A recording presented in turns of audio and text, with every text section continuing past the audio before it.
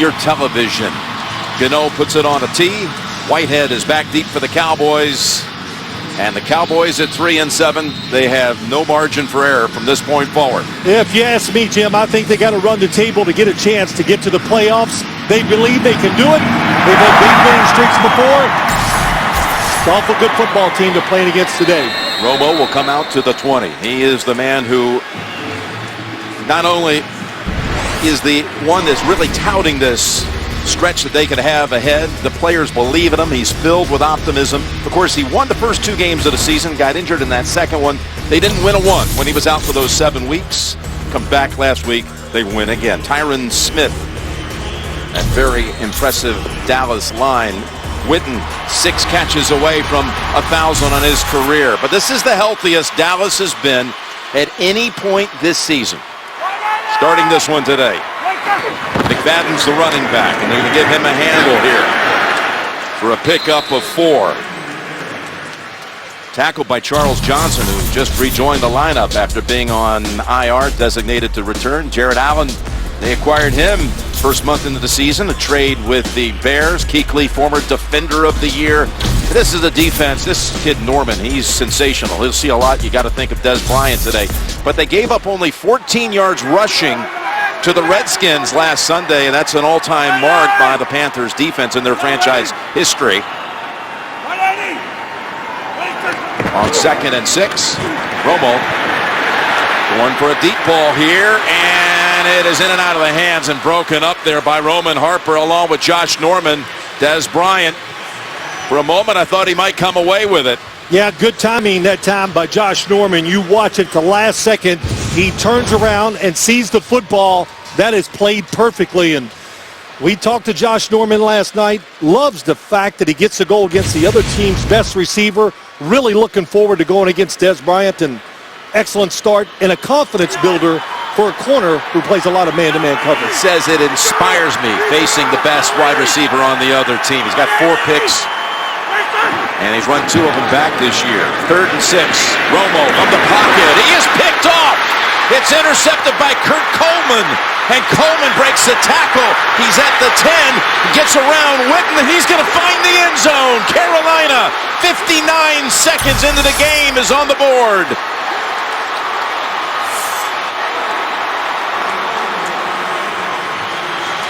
They are great, this Carolina defense, linebackers and defensive backs. They read the quarterback. Look at Kurt Coleman. Tony Romo didn't look far enough in front of the receiver, and you saw it, Jim. How about that? He was just sitting there and praying on Tony Romo when he threw it. He made the cut, the interception, and a very good run back. Coleman's 5th pick of the year, a 45-yard return. And the Panthers defense comes right out and makes a statement here on Romo and the Cowboys. Gano with the extra point out of a hold by Nortman. J.J. Jansen is the box man. And that's a 7-point start here for Carolina. 3rd play of the game. Coleman, the safety, takes it back for the score. Never miss a moment of football action with the CBS Sports app. Every play and score, every game, every highlight, right as they happen. Download the CBS Sports app now.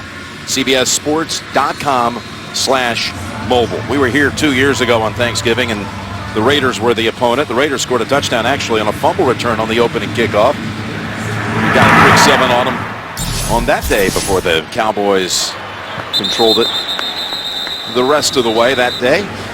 Now, well, what happened here, Phil? Couple things. I think Tony Romo's he thinks the safeties are going to do that. But watch Kurt Coleman. He stays inside.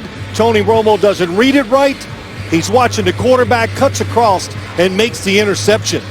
So they're very good at disguising defenses. They read the quarterback. Why, Jim? Because they know their pass rush. It's good, and the quarterback doesn't have all day to throw the football.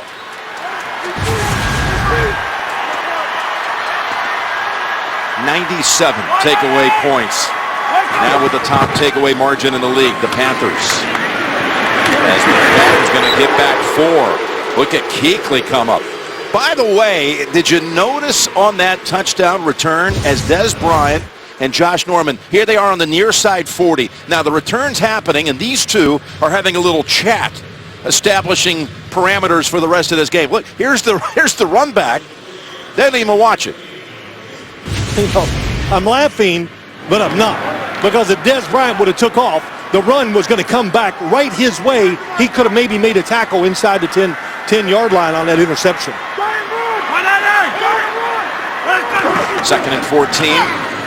The fake to McFadden, rolling out, and he's got Witten within 2 of a first. That's a gain of 12.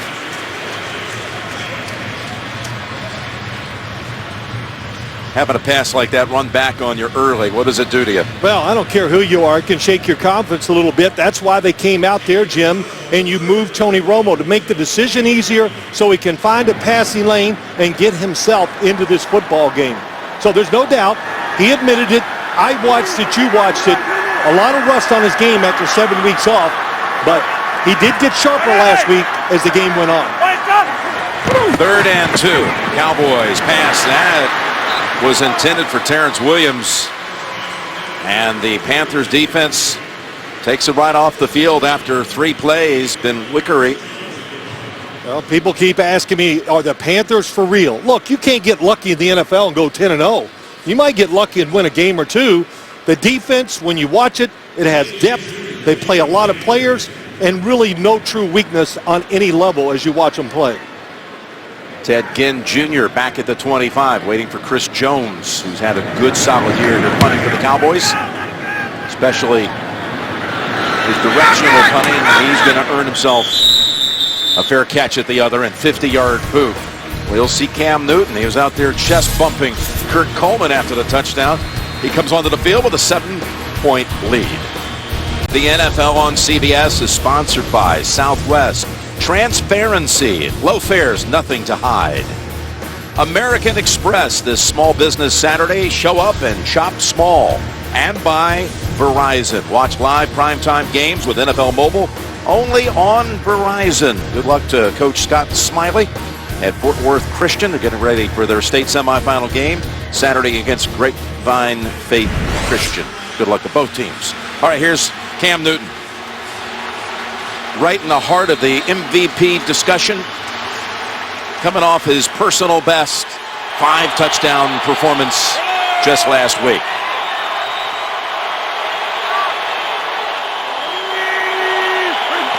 With a double tight end set, they'll go with Jonathan Stewart. And that's Heath who comes up to hit him first, but it picks up 5.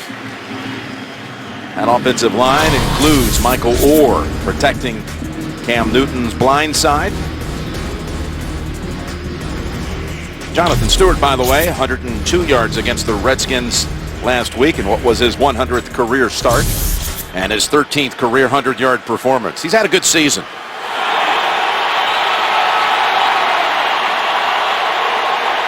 Second and 5 here for Carolina. They bring Olsen into the backfield. Cam keeps it. Sean Lee has hold of him, and it's maybe a yard.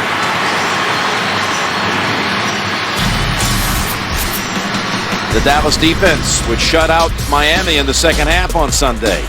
You got Greg Hardy going against his former team. You got Rolando McClain, who had a pick 6 in the win against the Dolphins. And Byron Jones, their first-round pick. And what a find he was out of UConn.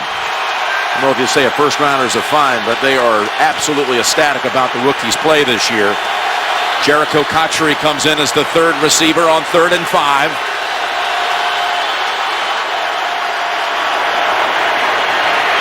And Newton with time, and now he has to go downfield and hits Cotchery at midfield. Boy, they protected him. And just before the Cowboys were finally closing in on him, he unloaded it for 24. This says it all about Cam Newton. Look, he looks right, doesn't like it, turns back, and sees Cotchery coming across the field. Everybody says, oh, he's a quarterback that likes to run. No, he is a pocket passing quarterback who only runs when there's no other option. Giving the Cotchery the extra time, gave him a big completion. He got hit after he threw it by the rookie Randy Gregory. But here he is on first down from the Dallas 49. Open is Olsen. And he's got a gain of 7. How about all this talk? And certainly deserving of it in the MVP chatter about Cam Newton. The offense fits him perfectly. He deserves to be in the chatter about the MVP. Still a long way to go, but we've seen what illustrates this offense already. They got a powerful offensive line. They are tough. They have a complicated running game, and they got a quarterback that's willing and can stand in the pocket and let people get deep down the field and make the throws. Running play, picks up the first down. Jonathan Stewart, a couple of Cowboys come crashing in there, but it's another 7-yard gain. Well, there's so many good linemen when you talk about watch Ryan Khalil, the center, little unbalanced line there, gets a good block. They couldn't get off. Rolando McClain tries to get away from the center, can't do it, and Stewart picks up good yards.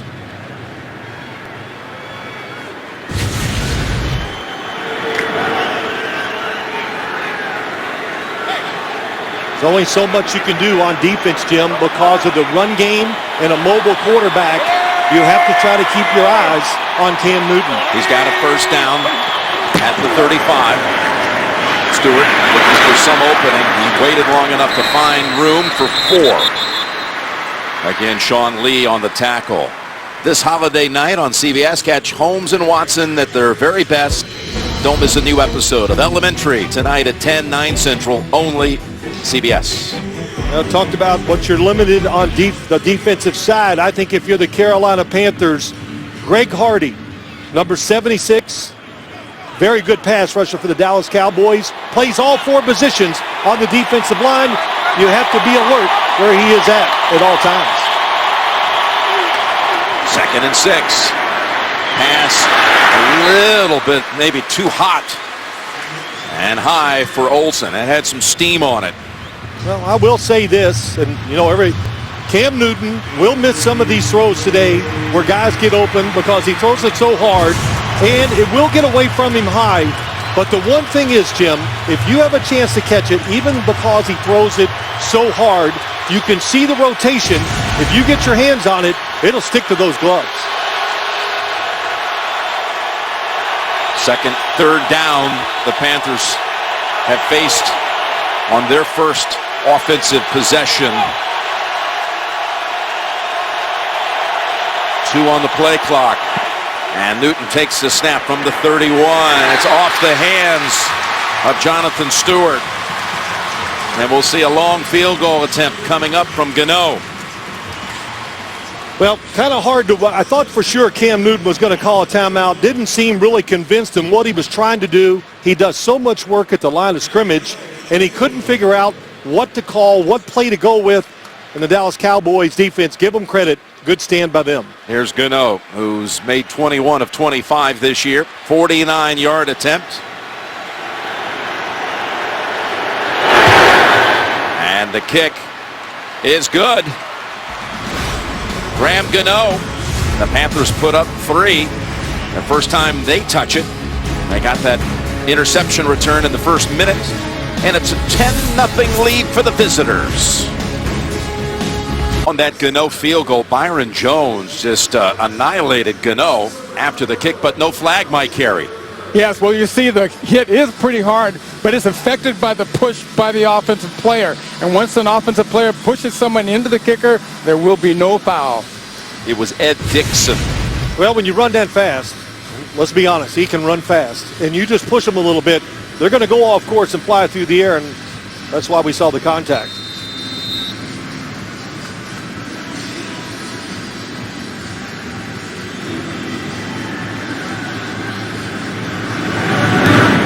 Gano, even getting walloped like that, he's fine, and he gets the touchback. Well, Jim, let's just show you how interceptions happen. 360 eye vision here. Look what Tony, he says, oh, Jason Witten is uncovered and wide open. But Jason Witten is coming right to Kurt Coleman, makes the interception easy. Cowboys have run 6 plays here in the first 7 minutes, have not picked up a first down.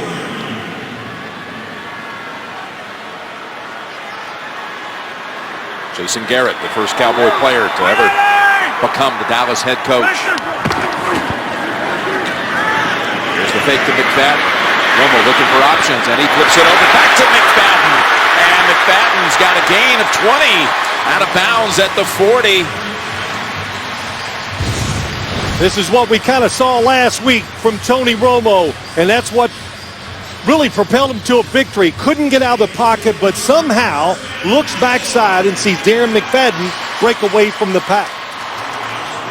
And the thing about it is, he can always find the next receiver, Tony Romo. It's the same system he's been under for many years, and he can go from one receiver to the next as fast as any quarterback in football. Hannah in as the extra tight end on a first down carry. Straight ahead, McFadden pushes the pile for about 3. Let's check in. Tracy Wolfson.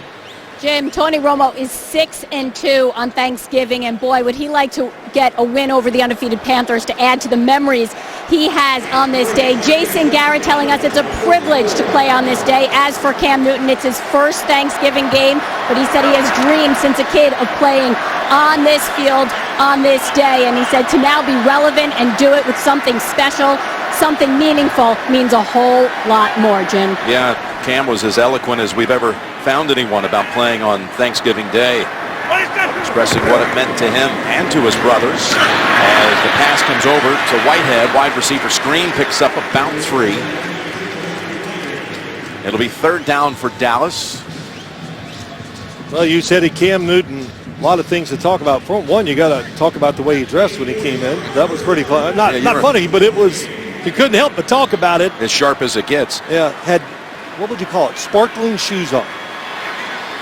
Velvet with some diamond studs. There you go. That's well said. Yep. 3rd and 4.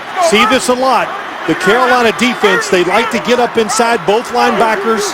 Tony Romo knew this was coming, and he says, I got the answer for these mugging linebackers. They rush 6. Open man. It is Beasley for the Cowboys to the Carolina 35. A gain of 17. Beasley, Cole Beasley on the right side. Here come the linebackers. This time they do blitz. Really good job picking it up. Darren McFadden gets enough of the linebacker to give Tony Romo time. This is a matchup the Cowboys must love. Colin Jones against Cole Beasley, especially with that technique. Cole Beasley runs a lot of inside quick routes. You got to get tighter if you want to cover him. Romo has hit 4 different receivers, but not Des Bryant to this point. And McFadden for a couple. Next Thursday, rivalry matchup between the Packers and the Lions on CBS and NFL Network. And just a reminder, in 2 weeks' time, the Vikings and the Cardinals, that will have all kinds of playoff seeding implications. That'll be on NFL Network only in 2 weeks.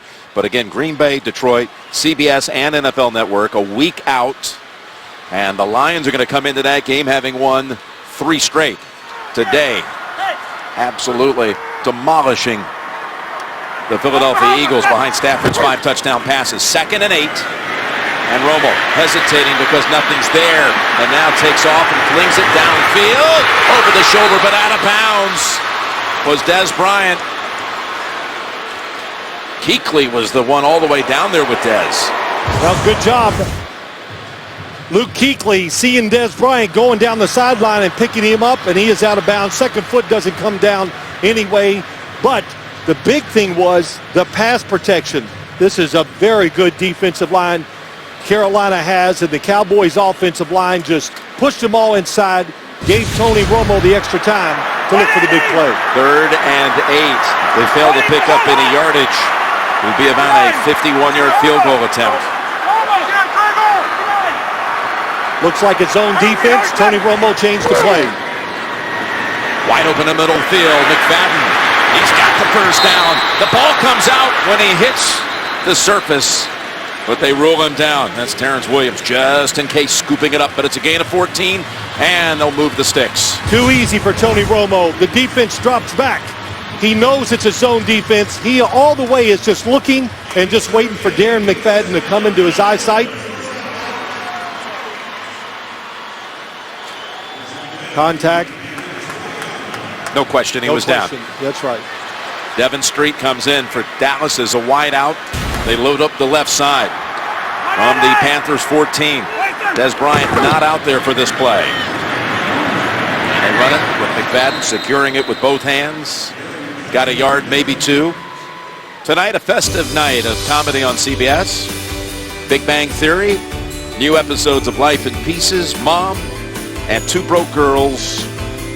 It all starts tonight at 8, 7 Central, only CBS. You know, you talk about Tony Romo, and it's not just what he does on the field as a player. We know that, but it's the confidence he gave to his teammates, to his coaches, to the play designers. The coaches now know they can put their whole offense in, and they can call it differently because they have so much faith in him. He's got Bryant back out there, 2nd and 9. Coming back for it is Beasley, who's able to stumble ahead as he was tripped up for a moment by Norman. And the Cowboys have it inside the 10. 1st and goal to go. On the outside, Josh Norman plays it inside. What a good throw by Tony Romo. Low and to the outside to make sure there's no way the defense can jump the throw while it's in the air for the interception. And Cole Beasley, excellent after the catch. Cowboys have it just inside the 8.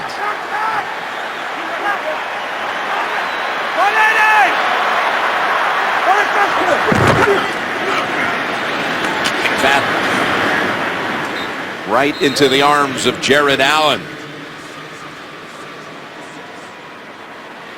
Boy, Jason Garrett talking to his team about, do you believe in me? He gave this great analogy about a Michael Jordan story late in his career as an example of how the story ended with him telling his team how much he believed in them. That's right. Michael Jordan was told by Doug Collins, you can still do it. And that's what he basically said to his football team. I believe in you. We can still do this. And I think, of course, the players believe in themselves. He said, stay aggressive, stay downhill. And here's Romo's pass incomplete. That was Thomas Davis. And some folks here were begging for a flag, but they're not going to get it. Well, they won it with Luke Kuechly against Jason Witten. Jason Witten is going to come open for the touchdown. Number 82 coming in the bottom of our screen. Watch their feet. Whoa. Tell you, Luke Kuechly, it could have been an accidental tripping, but actually looks like he stuck his right foot out. Well, look at this one. This is what the crowd is howling about. He's definitely, Davis was there before the ball arrived. Mike Carey. Foul for pass interference on that one. Got there a little bit too quick. Pass interference should have been called. 12th play of the drive, and it's a 3rd and goal. It's Beasley on the ground, and he has the ball broken up. Ben Wickery, the one who denied it. The throw, if it's on target, it might get there, but Coney Ealy, number 94, hits Tony Romo. Again, coming inside. They love these type of routes. Boy, Ben Wickery almost took it out of his hands and ran it back. But yet Tony Romo kind of didn't step into the throw the way he wanted to. Threw it just behind Beasley. Kept it from maybe getting in the end zone. You ready for this? They called that a catch and said Beasley was down. Caught it, was on his knees, there was contact. Even though the ball came out later, they ruled him down, so it goes as a catch. Still ends up being a field goal situation from 21 out for Bailey, and a kick is good. They had to call that a catch. It never even occurred to me that it was. NFL on CBS is sponsored by Mobile Strike. Download and play now, free from the App Store. And by Nationwide. Nationwide is on your side. Here at AT&T Stadium with the Legends culinary team cooking up all kinds of Thanksgiving favorites. Dropped off a little here at the back of the booth, which we greatly appreciate. Yeah, you and I enjoyed it, and Mike Carey stood back there for about an hour and truly had a Thanksgiving feast. He did. Took care of it for all of us. So the Cowboys get it inside the 10, 1st and goal to go, and have to settle for 3 as Bailey sends it down the way. Deep.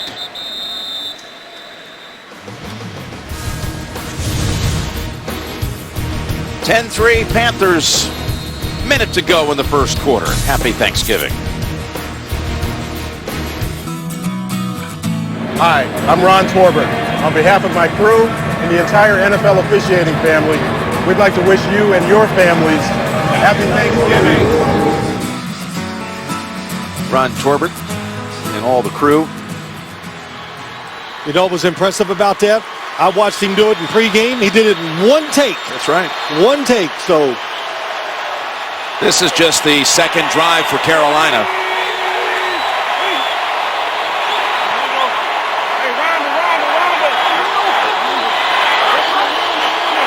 Cam changing things up, but play clock is running down. Just got it away in time, and he slings it. It's tipped away by McLean, who had designs on getting a pick for the second straight week.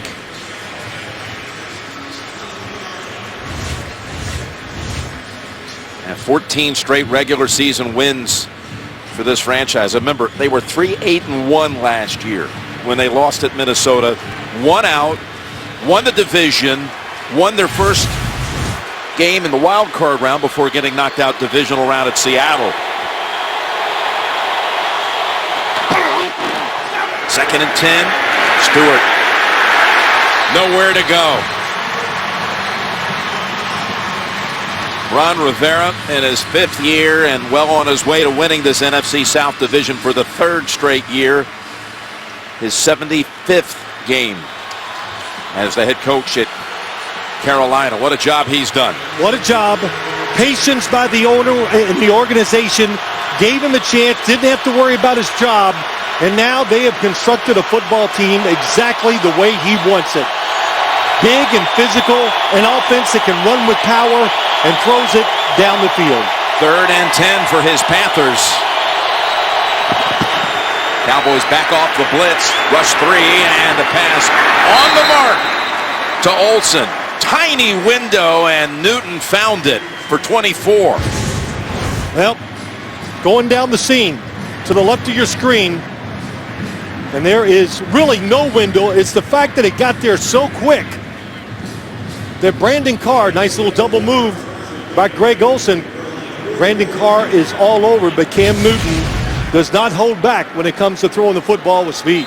Boy, it's the second time on 3rd and long Cam's completed a pass for 24 yards. End of 1. And Carolina is on top 10-3. You're watching the NFL on CBS.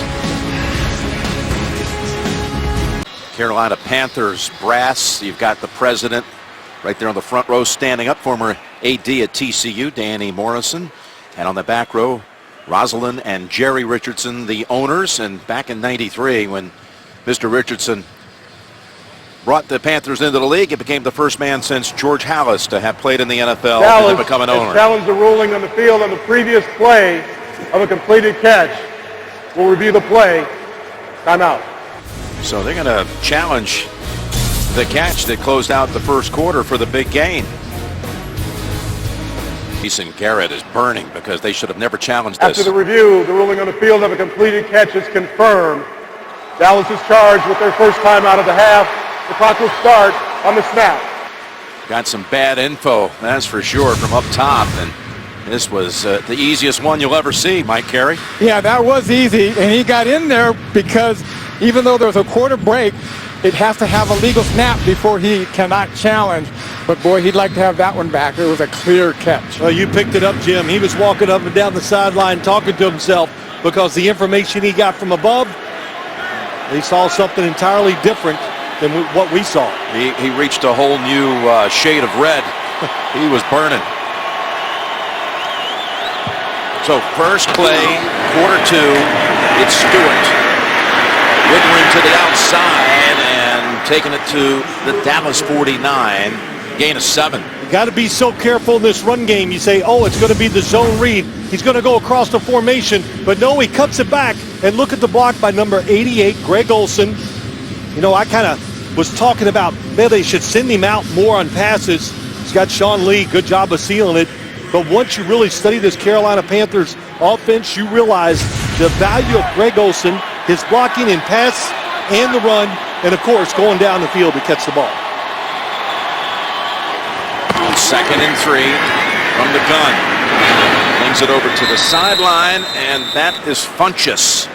And he's got what looks like the first down. Yeah, this guy, we talked about power run, but they power pass. Look how long he stands in the pocket, doesn't worry about getting hit, and rips it down the field.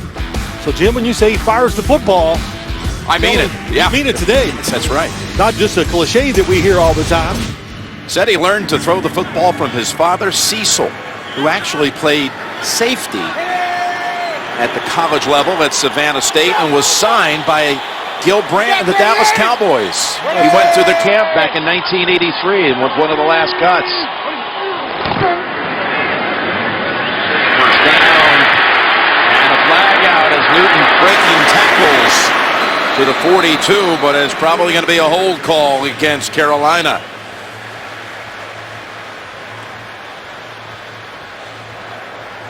Holding. Offense number 67. 10-yard penalty. Replay first down. First penalty is a hold call against Khalil. Michael Orr against Greg Hardy, a matchup we want to watch all day long. Gets around that time to the outside. The hold was inside by the center, Ryan Khalil. But we have not said Greg Hardy's name yet, Jim.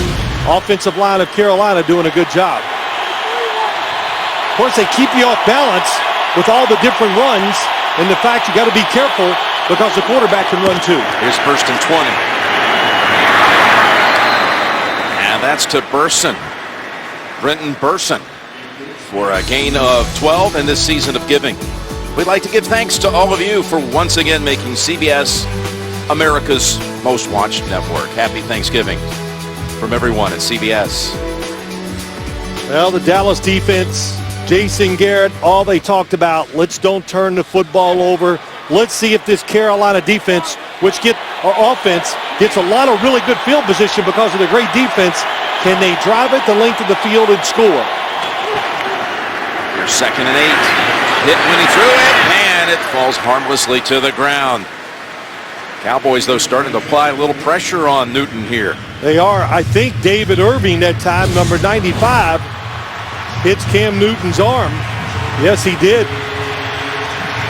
Hardy was starting to come around the corner. Is the football in his hand as he lets the football, as it goes forward? Or was it knocked loose?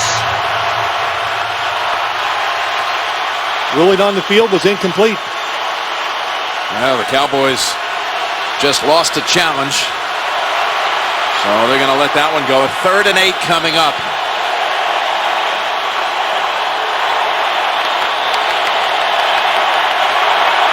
And that's going to be a delay of game.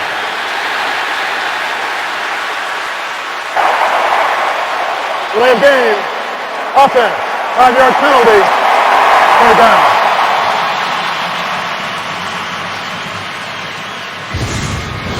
Well, crowd noise. He can see the clock, but you know Ryan Khalil is up the center. He's trying to figure out who everybody's got to block. So he can't see the play clock. He needs somebody to alert him that it's going down.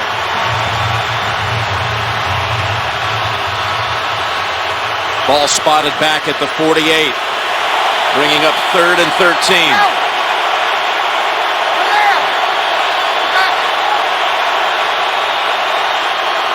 Newton's had 2 big pass plays on 3rd and long already. And now shakes off the hit by Hardy and takes off running within about 3 of the first. Did he get deep enough to bring out Gano as a 10-yard run? Or will they go for it here? They keep Greg Hardy. They almost double team him, but he keeps coming with great efforts. I was going to say maybe they would go for it on 4th down here, but Ron Rivera likes his defense, likes the way the game is going. Don't give momentum to this Cowboy football team. That's why he's punting the football. Yeah, 3 options. Could have gone for it 4th and 3. Could have tried a 56-yard field goal, but they're going to punt it. Option is the one that Rivera goes with. Is Brad Norton. Little pooch punt off the side of the foot. Yeah. I think it was more off the side of the foot than it was a pooch punt, but a pooch shank. How about that? I like it. New term. The NFL on CBS is sponsored by Chrysler. Hurry in to the Chrysler Black Friday Blockbuster Sales Event. Snickers. Snickers satisfies. And by In the Heart of the Sea in theaters December 11th. Cowboys awfully proud of their art collection, something very important to Mrs. Jones. Most recent acquisition, that sculpture you saw there from Ellsworth Kelly. It's like walking through the Sims house in Franklin Lakes, New Jersey, all that art. Yes, sir. I can't disagree. Turbin is the running back for the Cowboys, and the former Seahawk burst ahead for about 8. Now, he was cut by Seattle a long time. I say long time, his 4th year in the league, but he had been backing up for several years. Marshawn Lynch. Seattle let him go. Cleveland picked him up. We were with Cleveland earlier this month, and he was running 3rd team there. They let him go. Dallas now finds him in a position to make him the backup. Shows up on a Wednesday, gets to practice. We saw him against Miami. Jason Garrett likes him because he runs straight ahead with power. 2nd and 2, it's Turbin again. Like that. Yeah, that's a first down.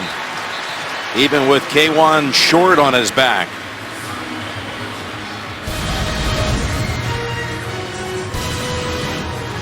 All right, Next Gen Stats are presented by Esurance.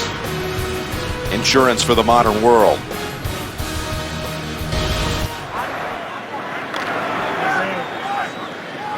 Two carries by Turbin.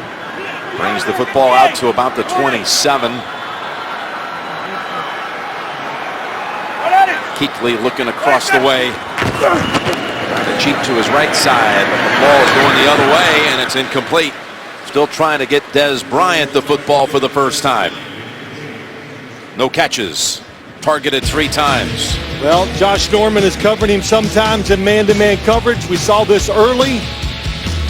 And what really helps, we've had some battle, is we've talked about it, Jim, right from the start. Kuechly and Davis so fast underneath when crossing wide receivers, just like we saw Des Bryant that time, they're able to get up there and run with them and make Tony Romo throw it away. Gonna have a pre-snap penalty here on the Cowboys. Ball start. Offense, number 68, 5-yard penalty, 2nd down. There's one other thing when you see this Carolina defense. If the Cowboys score, and like last week, they wore down the Miami defense and ended up winning the game because of their power in doing that. But when you talk about Carolina's defense, it's so deep, especially along the defensive line, that it's hard to tire them out because they rotate so much. First penalty on the Cowboys makes it 2nd and 15. Romo hit when he threw it. It's Turbin, and he's hammered down for 1. Push in the pocket.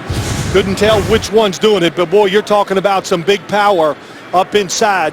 Lotu Lele is one, K1 short, and Jared Allen, even though we haven't talked about him yet today, has done a good job since he's been in Carolina, helping against the run game. And of course, with Charles Johnson when he was injured, he came in and did a good job rushing the passer. 3rd and long for Romo and the Cowboys.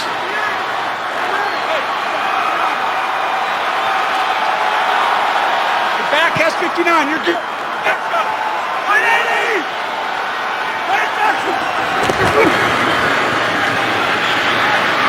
Heaving it way down the field and over the head of Des Bryant, who actually was a little bit free in the secondary.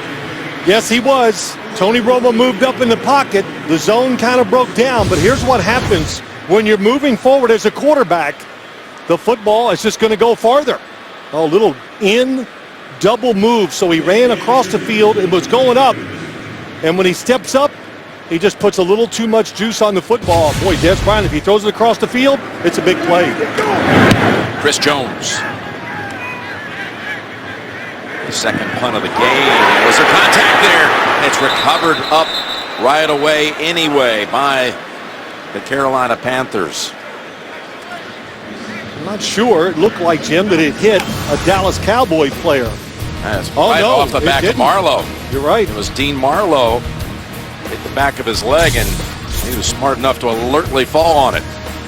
NFL Play 60, the NFL's movement for a more active generation, encourages fans to get moving and play for 60 minutes every day. Run, jump, and race to Super Bowl 50 with the free NFL Play 60 app. Download today or learn more at NFLRush.com.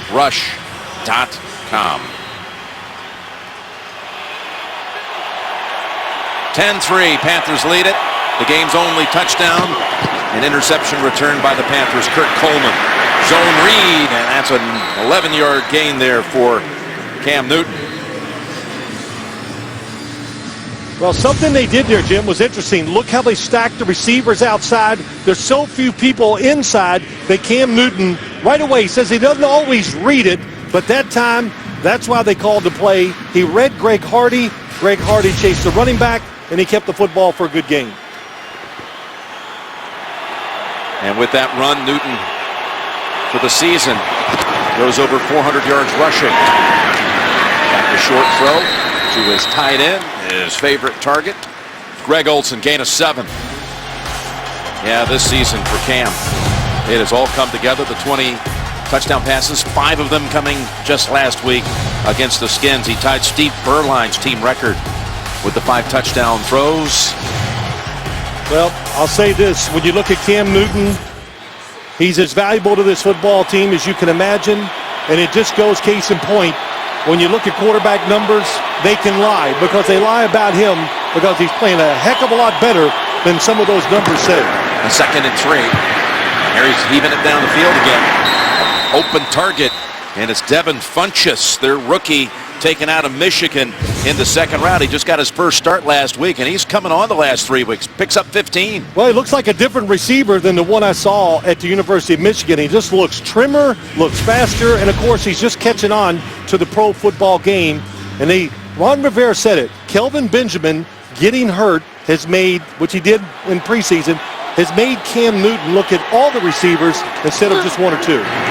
Quick throw over to Cotchery. 2 Cowboys wait for him. Hold him to a gain of 3. Yeah, this kid Funchess, he had 7 catches through the first 7 games, but now, including a quarter of action here, his last 3 games and a quarter, he's now up to 11 grabs, including a couple of touchdowns. Yeah, he looks the part. I'll say that. He's tall, lean, big target to throw to. And of course, if you haven't noticed when you're watching this game today, Carolina's basically big at every single position on the football field. That's the thing. That kid has size. Like Kelvin Benjamin, who they'll look forward to having back next year. Have a big rookie year. Set up screen. Stewart works that sideline within a yard or 2 of the first. Running behind Norwell. Ooh, man, do they work. This offensive line, watch him pull out. Norwell, he's back this week. Had a hamstring injury. But what a good job. Get out on Sean Lee, who is fast and hard to hit, especially in the open field. Good job of doing it that time by Norwell. We got a Cowboy player down on the Carolina Panthers side of the field. The NFL on CBS is sponsored by Bud Light. Make the right call. Drink responsibly. And by Fallout 4 in stores now. Rated M for mature. Got a 3rd and 1 coming up here for Carolina. DeMarcus Lawrence was the injured Cowboy, but he got up and was able to jog to the other side of the field to the Dallas bench. Well, big 3rd and 1. You love your offensive line. It's powerful. You got a big quarterback. There's no reason to think that they would run this football twice if they need to pick up a first down. Tolbert hopping around Cam Newton. Takes the handle, and big Mike Tolbert has the first down. Short yardage specialist. He can do a whole lot of things. One of the unsung heroes on this team, former Charger. Yep, great hands, believe it or not. You look at him, Don Niningham kind of looks like it, but yeah, he knows the situation and just, that's a name from way back, wasn't it? Yeah, but the Colts. But he knew the situation. Like we said, big, strong offensive line. There was no doubt they'd run the football twice if they had to get that first down. And it's a first down at the Dallas 29 with 6 minutes to go, quarter 2. Toss, Stewart. 3 Cowboys converge right away, including Mincy. They're in a hurry. David Irving as well.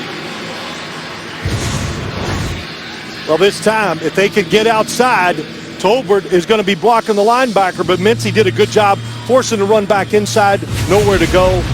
Good play by the defense. And Jeff Heath helping out as well. So Stewart, 6 carries, 21. Bonzie Whitaker now the running back.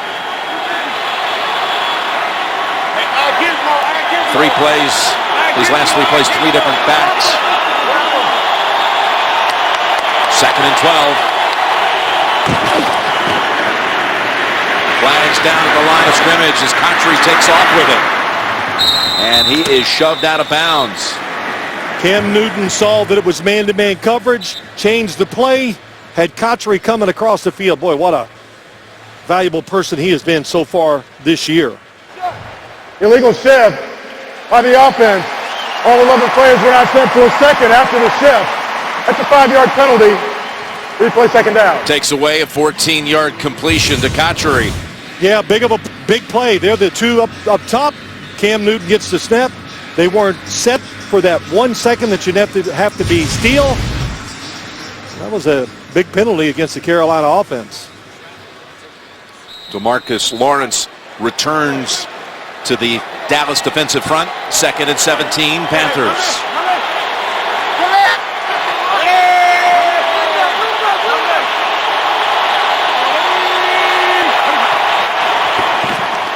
Straight drop back. Gets away from the pressure and takes it to the 30. Scrambles for 6 more. Well, as I said, he's a pocket passer, but if you make him run, he will. The coverage down the field is good. He feels the pressure. You see Gregory able to run right with him. The rookie out of Nebraska chases him down, sets up 3rd and long.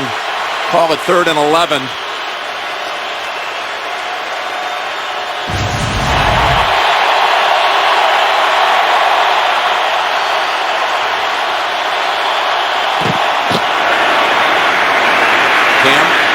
Had every intention of keeping it all the way. Picks up 5, and they'll bring back out Gano for a field goal try from outside of 40. No, this is the way Ron Rivera is going to manage this. We saw the punt in a situation we thought it's Norwell pulling around. You see the good blocking. Rimbers gets a good block, but he was playing to just get better position for the field goal try. 43-yard try it'll be, Phil. Gano making one from 49 in the first quarter.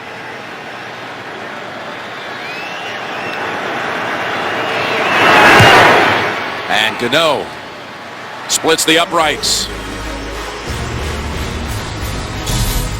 13-3 Panthers up by 10. Hi, I'm Thomas Davis of the Carolina Panthers, and along with my wife Kelly and our kids, Sky, Denham, TJ, and Maddie, and the entire Panthers organization, we would like to wish you a Happy Thanksgiving. And you saw the trophy in the backdrop. There's the Walter Payton Man of the Year Award, which Thomas Davis won last year. What a great credit that man is to the National Football League. Boy, he sure is. And you know, we haven't had a chance to really talk about him today. When you talk about Thomas Davis and Luke Kuechly, they are playing a tremendous game, but there's a lot of good defensive players out there to talk about when you watch Carolina play. Well, the Cowboys to 101 total yards so far.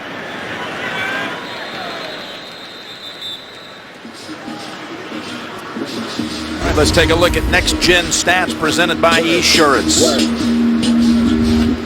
Well, Jim, as you look at this, Carolina, they play an extra nickel coverage, an extra defensive back, the most in the NFL. You see how many yards they allow per play, 4th best in the league. And why do they play so much substituted defense? Well, look at those defensive linemen up front. We just talked about the linebackers. So when you play them, you want to spread out and give your offense a better chance. That's why they always have that extra defensive back in there. Cowboys 3:27 to go before halftime. 2 timeouts. Remember, they lost the one on the failed challenge at the turn of the quarter. Makes the quick throw, hands it to McFadden, and the Panthers pounce on him. And a loss of 3. There you go. That was A.J. Klein that time. A.J. Klein comes inside, reads it so fast, and makes the tackle. Now, he gets lost in the shuffle, too. Him and Shaq Thompson, two linebackers, really all four linebackers, can play the run, the pass. That's why this defense is so versatile. It can adapt to no matter what you do on the offensive side. And again, they held the Redskins to only 14 yards rushing last week, a Carolina record. So far, McFadden has 7 carries for 5 yards. Second and 13, Romo, pocket sealed, able to throw it, and he's intercepted by Kuechly. Kuechly inside the 20, to the 10, and to the end zone for another Panther defensive touchdown. 13-3, and Tony Romo just got impatient. And that's what leads to this interception. Usually he's very careful and smart with the football. But Luke Kuechly, I think this is him right in the middle. He's going to drop back. It's almost like the first interception. Lets one guy go, looks at the next one, reads it, undercuts. Beautiful job done by him. He passed off the man running down the middle to the safety. Then he looked for the in cut behind. That's how you're taught. And of course, now we see the speed. What an athlete. What a player. Luke Kuechly running it back 32 yards. And how about this Panthers defense putting up the game's only touchdowns? Extra point is just inside the upright. And the Panthers now storm ahead at 20-3. And again, like he did for Coleman, Newton one of the first over there to congratulate Kuechly with this one. Let's take a look at today's nationwide Skycam. They are stunned here in Arlington, Texas. The Cowboys brimming with confidence, getting Romo back a week ago, and Tony comes back, leads them to a road win at Miami, and everybody talking around here about can they run the tables, go 9-7. We felt that would be good enough to win the division, but a couple of interception returns. That has got to be a shocker right now if you're number 9. Second time all time the Panthers have had 2 interceptions for touchdowns in the same game. Now, what about Tony taking the field here, and what's going on in his head right now? Well, look, lots of time to go, so he should be patient here in this situation. Just try to find a way to get some first downs, to get a little confidence in yourself, the football team. If you find a way to get a field goal try or a touchdown before halftime, of course, that would be great. But look, it's not like the Cowboys defense is getting shredded by the Carolina offense. So, well, it's a defense that forced 5 turnovers against the Redskins. Picking right up where they left off Sunday. First down throw, and into traffic, and it's Kuechly right back with another one. Can you believe it? Back-to-back plays. Kuechly brought down by Williams at the 28. well, I'm not going to say he was impatient this time. I saw it right from the go. Jason Witten going down the middle of the field. I thought he had him, but it's the aggressive style. Kuechly undercuts it, but it's the hit that comes in here, knocks it. Well, no, it isn't the hit. Kuechly just took the football. What a play by him.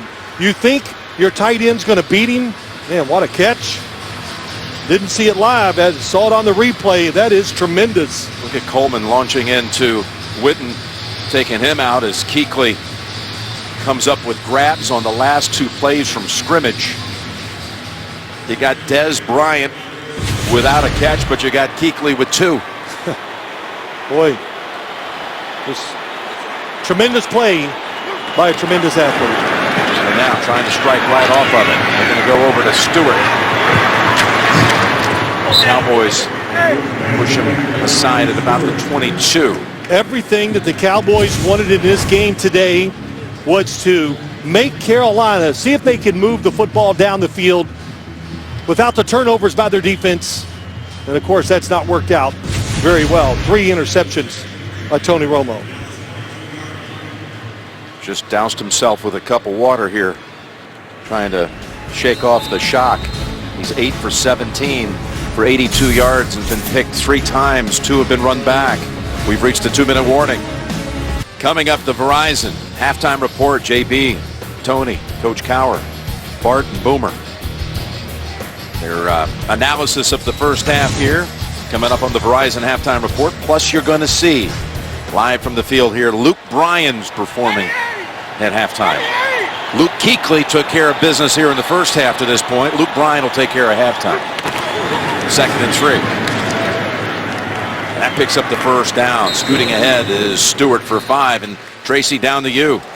Jim, we didn't see safety Barry Church out there on the last drive. He got hurt. It was a right calf injury. They are telling me his return right now is questionable, Jim.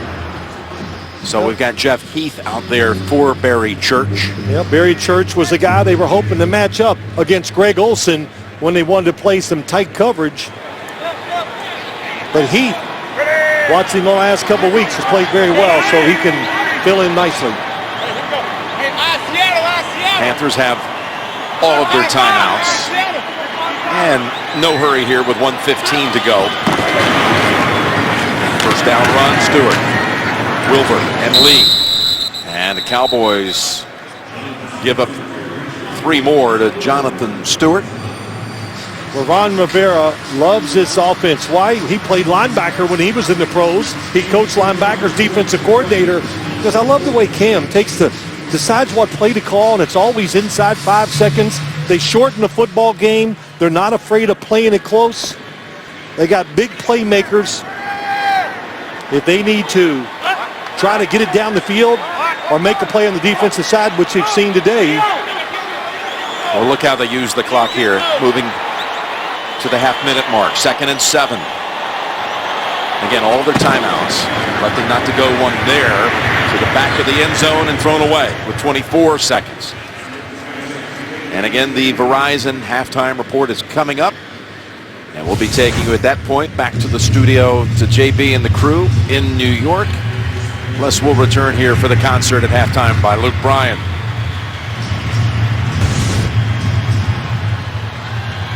Well, big down for this Cowboy defense. It really is.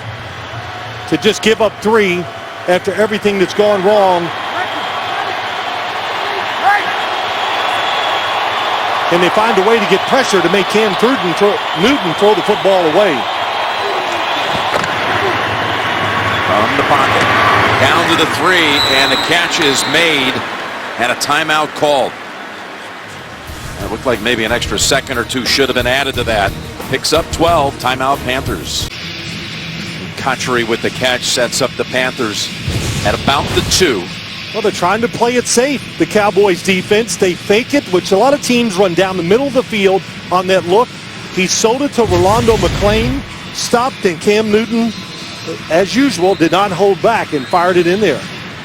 16 seconds and with 2 timeouts. And Romo trying to gather himself here after the Cowboys' disastrous first half. Yeah, it's going to be, as they would say, it'll be some gut check at halftime by this Cowboys football team.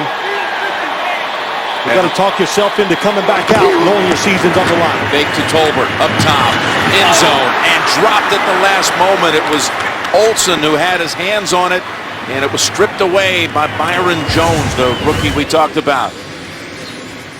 Going across the back of the end zone. Ooh, Olsen had it in there. Couldn't help. Jones knocked it out. Yeah, second swipe at it. He got a hand on it. He got that finger on it, knocked it out, and he's big enough, fast enough, long arms so that he can cover tight ends and wide receivers when you talk about Jones. Olsen never had it clean. So 2nd and goal, 12 seconds. 2 timeouts. You wanted, you could run it here. You got the timeouts in your pocket.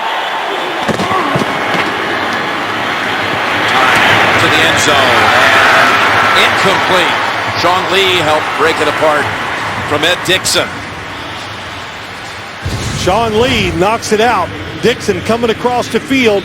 Number 50 against 84. Never caught it cleanly, but good job by Lee. Staying with him. Always tough to do to cross the field. Like I always say, worrying about the other team's receivers and your own guys running into them. Well, 7 seconds. They're going to make them throw it. Look how many people are around the line of scrimmage by the Dallas Cowboys. And a timeout called. Garrett ran down the sideline to call it. Second charge timeout. Dallas, this is a 30-second timeout. I think Jason Garrett called a timeout here. Let's go over exactly what we're going to do. Make sure we're ready because he knows there's a big difference between 27-3 and 23-3. And remember, Carolina deferred and will be receiving the third quarter kickoff.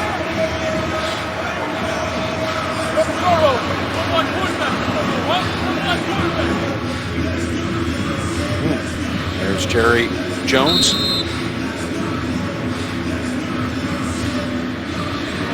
Stephen and Jerry Jr. alongside. They also understand the importance of this very snap with 7 seconds to go in the half.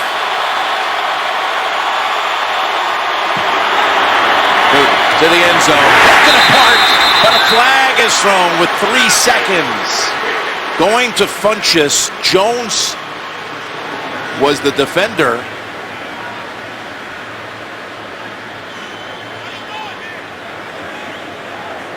There is no foul on the play for pass interference. It's an incomplete pass. 4th down. So they pick it up, and it's broken apart by Byron Jones. Rookie on rookie here. Yeah, there was nothing you could call there. I think it's a good no call, good picking up of the flags. I know there was a little grabbing there, but what a nice play by Jones, getting that right hand in front. So he broke up the first down play and the third down play. Safe touchdowns on both occasions. So it brings out Graham Gunnell, 20-yarder to close the half.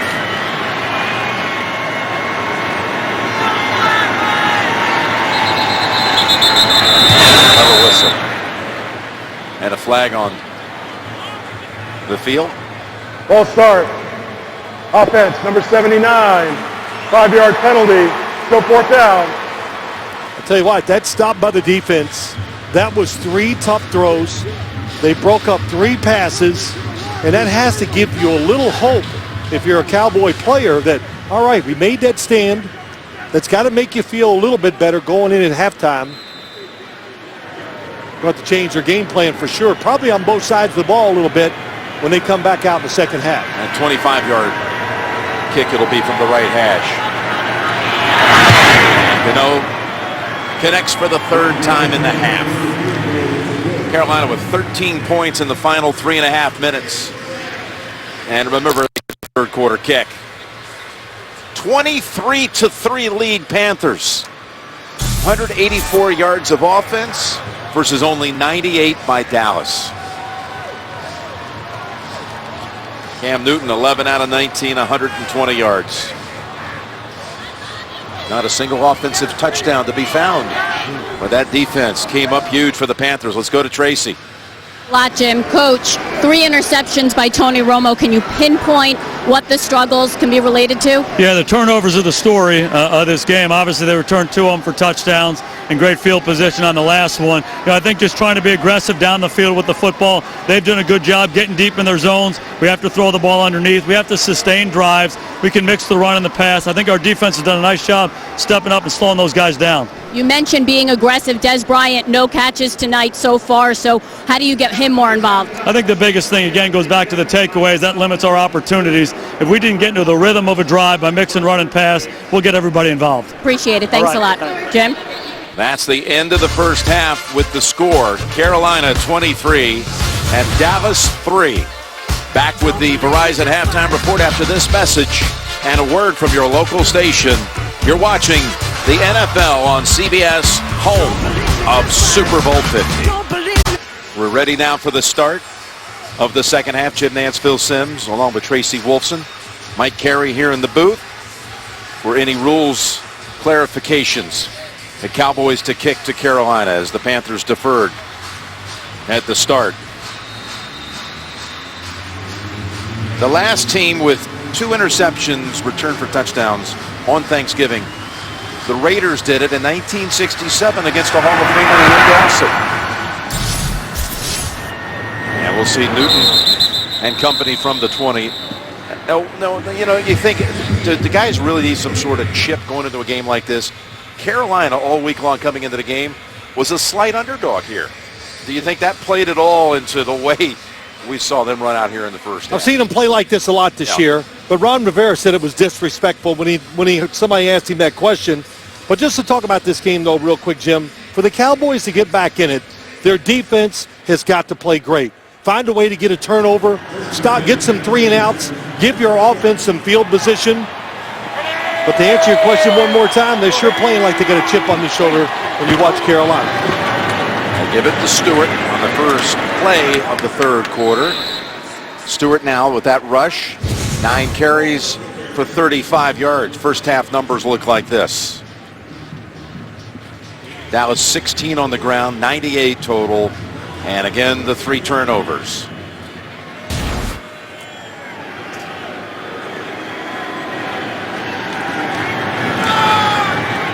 Stewart again in traffic, taking Cowboys with him and fighting for that 30-yard line. I'm not sure he got there. It's going to be inches short. 3rd and half a yard to go. Down to you, Tracy. Well, Jim, obviously Ron Rivera very pleased with his defense. He said we didn't get the sacks, but we got enough pressure on Tony Romo to force him into some bad throws. Offensively, he said we need to punch it in down there. We're having some missed opportunities. But he told his team, remember, we're 0-0 mentality right now. He said Tony Romo's come back on a lot of teams, and we can't let him get started, Jim. Yeah, you hear a lot of teams talking about one game at a time. Carolina, we heard it from a lot of them yesterday. 1 quarter. 1 game at a time, and that's a first down pickup. And it's hard not to look ahead. I mean, you got Dallas coming in, and they couldn't help but look at the scope of the season and think that, hey, we need to win out. They were thinking in terms of what the next 6 weeks could bring. Carolina was talking to us about playing 1 quarter at a time against Dallas. Well, Jim, a couple things. Just when you look at this Carolina team in person and you see them, it's one thing to watch them on TV, but to see them in person and see how big and how fast they are at so many positions, you kind of understand why they're 10-0. Shaking off Lawrence. And now just throwing it out of bounds with the flag on the field.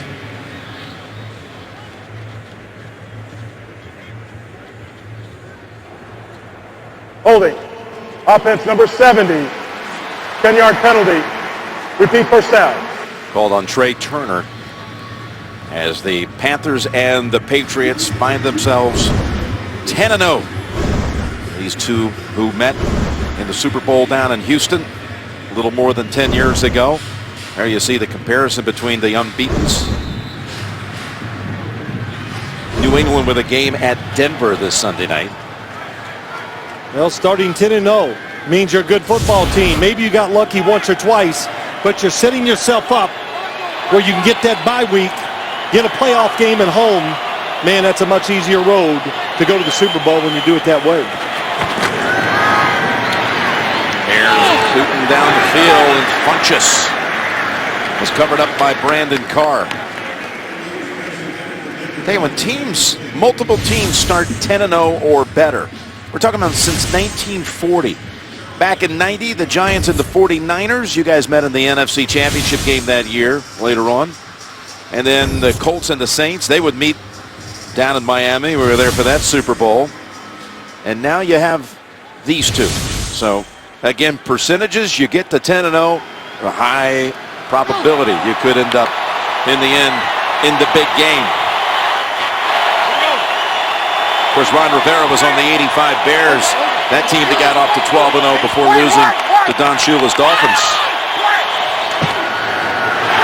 Ball's on the floor, and Newton's able to cover it up.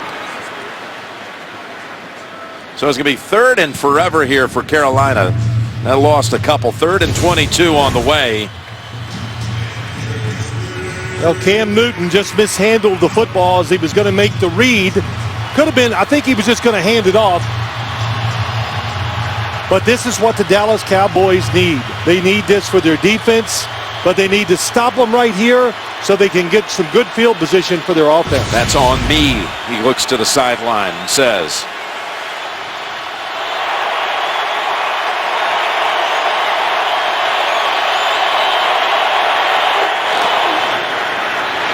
Here's pressure on Cam, backing up, and he's taken down at the 1. Tyrone Crawford. buries him back inside the 5 and near the goal line. Three-man rush. Tyrone Crawford, number 98. Oh, for some reason, that's just a bad mistake. The guy that's lined up head up over the center, you can't let him have that one-on-one where he can go right or left against one guy. So Trey Turner turned away too quick, and what a play by Crawford. How many times have you heard of 4th and 40? That puts Nortman right on the back edge of the end zone. Dallas defense stepped up right before the half, and they do so again. That punt very nearly hit the giant monitor above the field as Whitehead tackled at about the 48. It was a 57-yard boot. An 18-yard sack by Crawford. NFL fans, order your holiday gifts from NFLshop.com today. Save up to 20% off at the official store of the NFL, NFLshop.com. Now, off the Crawford play, can the Dallas offense feed off of just a little bit of momentum? Nothing's gone their way so far with this unit, and all kinds of confusion here, stumbling out of the gates and a loss of 3. Dallas, third play of the game, an interception return for a touchdown by Kurt Coleman, a punt. The one drive they had broke down inside of the 10, a punt, and then back-to-back pick plays by Luke Kuechly, his first career 2-interception game, and the first one produced his first career NFL touchdown. Running the football, difficult all day. Everybody talked about it at halftime in the studio show. Don't like their chances of just lining up and running. 2nd and 13. First catch of the night here for Dez Bryant. And he's hammered from behind, but not until he races to the Carolina 35 and a gain of 17. Well, that's a big story of the game. How are you going to get Dez Bryant involved in what's going on? You need to. It was his own defense. Thomas Davis tried to push him, knock him off his route, but a good job of staying with it and picking up that first down. Look, if they can find a way to score here, the Dallas Cowboys, how big, Jim, was that stop and held Carolina to 3 points right before half? And a good start by the defense here in the second half. Giving 20 with that play, and there's a diving catch by Bryant, getting him into the game here to start the third quarter. Well, he is, besides Tony Romo, your best offensive player, so that should always be part of what you're trying to do.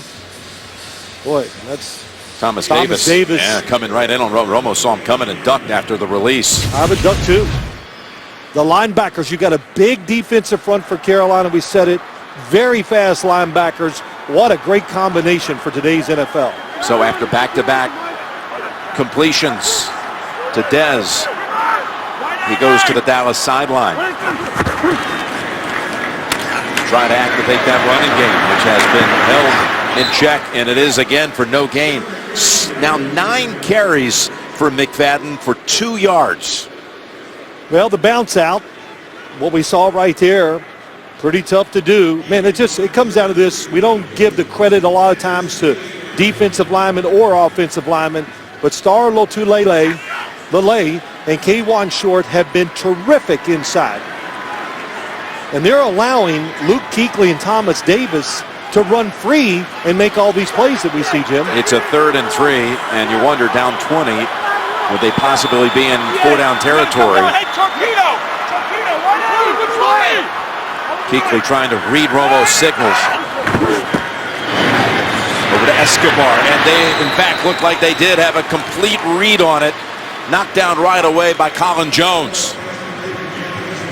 And knocking him back means they'll bring out Bailey for the field goal. Tony Romo thinks it's a blitz. That's why he calls this outside screen, trying to get the blocks and trying to squeeze the wide receiver up the field. This pass to Escobar gives back one, and Bailey now on the field for a 48-yard field goal. See how fast Luke Kuechly got outside to react to that little screen? He's everywhere, and Bailey connects for the second time in this game. Still a 3-score game, though. Cowboys with Bailey from 48 out. The NFL on CBS is sponsored by Southwest.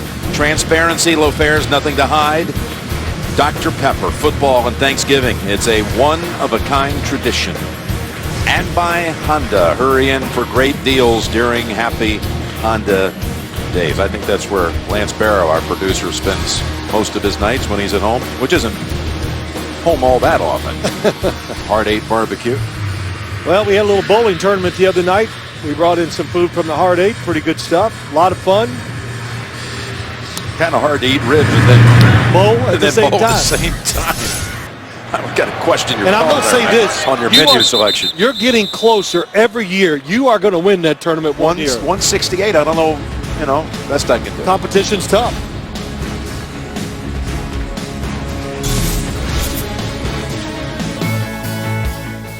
Hi, I'm Tony Romo of the Dallas Cowboys. On behalf of my wife Candace and my sons Hawkins and Rivers, we just want to wish you a happy Thanksgiving!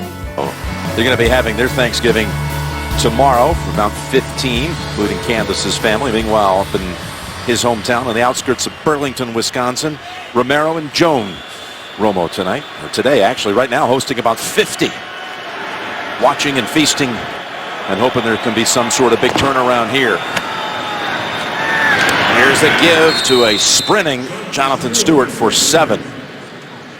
Well, they spread you out. They run the zone read. And what is Cam Newton? The zone read. He reads Greg Hardy. Greg Hardy goes for the tackle. Nice block at the outside by Michael Orr. And then he can stand in the pocket. Doesn't get enough credit for this. Doesn't care if people are around him getting ready to hit him. He can stand there and still rifle the football down the field. The Cowboys' Nick Hayden is down on the field, and the training crew from the Cowboys is there working on him.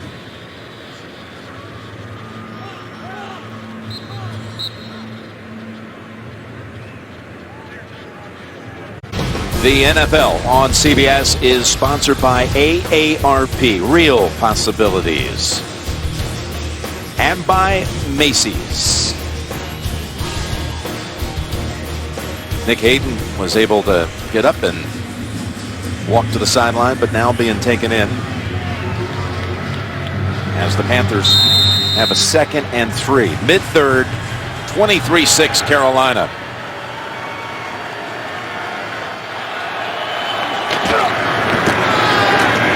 Stewart, he's got enough for the first down. We haven't talked a whole lot about Greg Hardy matching up here against his former team. Drafted in the 6th round by Carolina back in 2010. We were here in October for his first game as a Cowboy against New England, and we voiced our opinions on that day. But here he is in his 7th game as a member of the Dallas organization. Didn't help them win any games until Romo returned, but he's been bombastic. We've seen that on the sideline with teammates and coaches in some other games. Late for some meetings, even dismissive of his former team, calling them just a nameless, faceless opponent during the week. And Stewart tiptoeing for about another 4.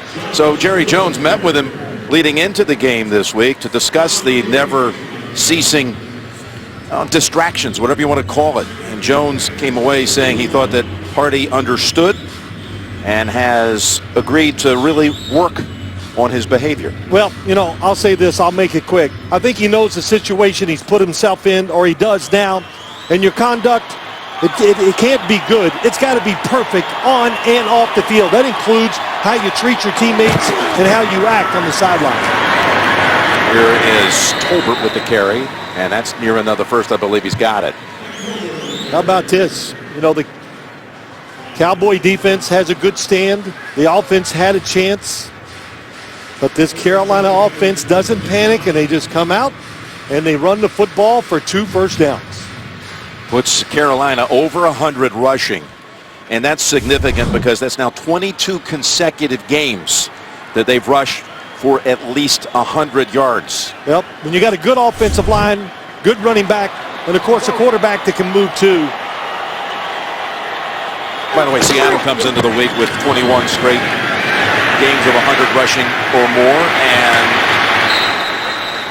Newton actually gives back 2, so they're still right at 100. Give you an idea of what kind of accomplishment that is.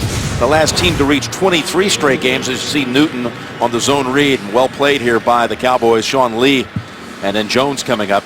You have to go back to 77 and 78. The Houston Oilers had a streak of 23 consecutive games where they rushed for over 100 yards back in the Earl Campbell days. Oh, that's right. I was going to say, well, how did they do that? Oh, that's it. Big Earl. That's right. But Cowboys, so little room for error as this team goes along, or as this game goes along. They need to make a play, a couple plays, to keep Carolina out of scoring opportunities. 2nd and 12, and the Cowboys close in. McClain on the screen to Stewart. And another play for a loss, back-to-back. Really good read by Rolando McClain. Very smart defensive player. Stays out there, number 55, the whole game. Passing situations, 3rd down, and he read it, got over there, and made the tackle. It's amazing how many times we see linebackers down the league that stay on the field every play. The effort against the run, of course, against the pass, tough to do. 3rd and 17. Can't get the first unless they get all the way to the Dallas 44. Here comes a blitz. And the pass, good for the first down to Cotchery. Right in front of Heath. This is the 3rd time on 3rd and long they pick up 24 yards exactly to move the chains. This is just a different offense. Cotchery came across the middle, then went back outside. And why I say different, because when it's 3rd and long, Jim, they're not looking to throw a screen, run a draw. They are looking to go down the field and get the first down. And Cam Newton even told us he loves to talk on the field. Talks to the other player. I think he was talking to himself right there. Yeah, he had to love that throw. He loved the way, too, that they picked up the blitz. Gave him the time to find Cotchery. Now he slings that sidearm to get around the defender, and it's incomplete in the direction of Tolbert. That was Wilbur bearing in on him. Tomorrow, the SEC on CBS. In the holiday mode, Missouri taking on Arkansas. Then Saturday, it's the Iron Bowl between the Crimson Tide and the Auburn Tigers. Cam Newton knows all about that matchup. It does. You know, and I think of this Carolina team as before the season, I thought, well, the downfall is going to be the fact, Jim, that they don't have the receiving core that we see all these other teams in the league have. But they have good, very good speed on the outside, and now they play because of the run game, makes it easy to be a wide receiver. Here is Newton. He's still scratching out every little yard he can get. That's Crawford on his back, and he carries Crawford with him for 7. Well, you look at the kids table, everything Thanksgiving theme here. Wide receiver ranks, they're 29th. Their leading wide receiver is Ted Ginn with 30 catches. Well, Ted Ginn fits this offense perfectly. We talked about the run game. What do you want outside? Somebody that can stretch the field, take advantage of the fact that everybody's trying to stop the run. And he hasn't caught one today. Philly Brown, by the way, is inactive. But Cotchery's having a good go of it. 4 catches, 62. And that pass incomplete on 3rd and 3. Trying to go back to Cotchery again on a 3rd down. Good stand by the defense. Good coverage that time by Tyler Patman. He had Cotchery covered. Nothing Cam Newton could do. It's been a big day so far for Graham Gano. Already 3 for 3, and another chance at a field goal measuring 48 yards.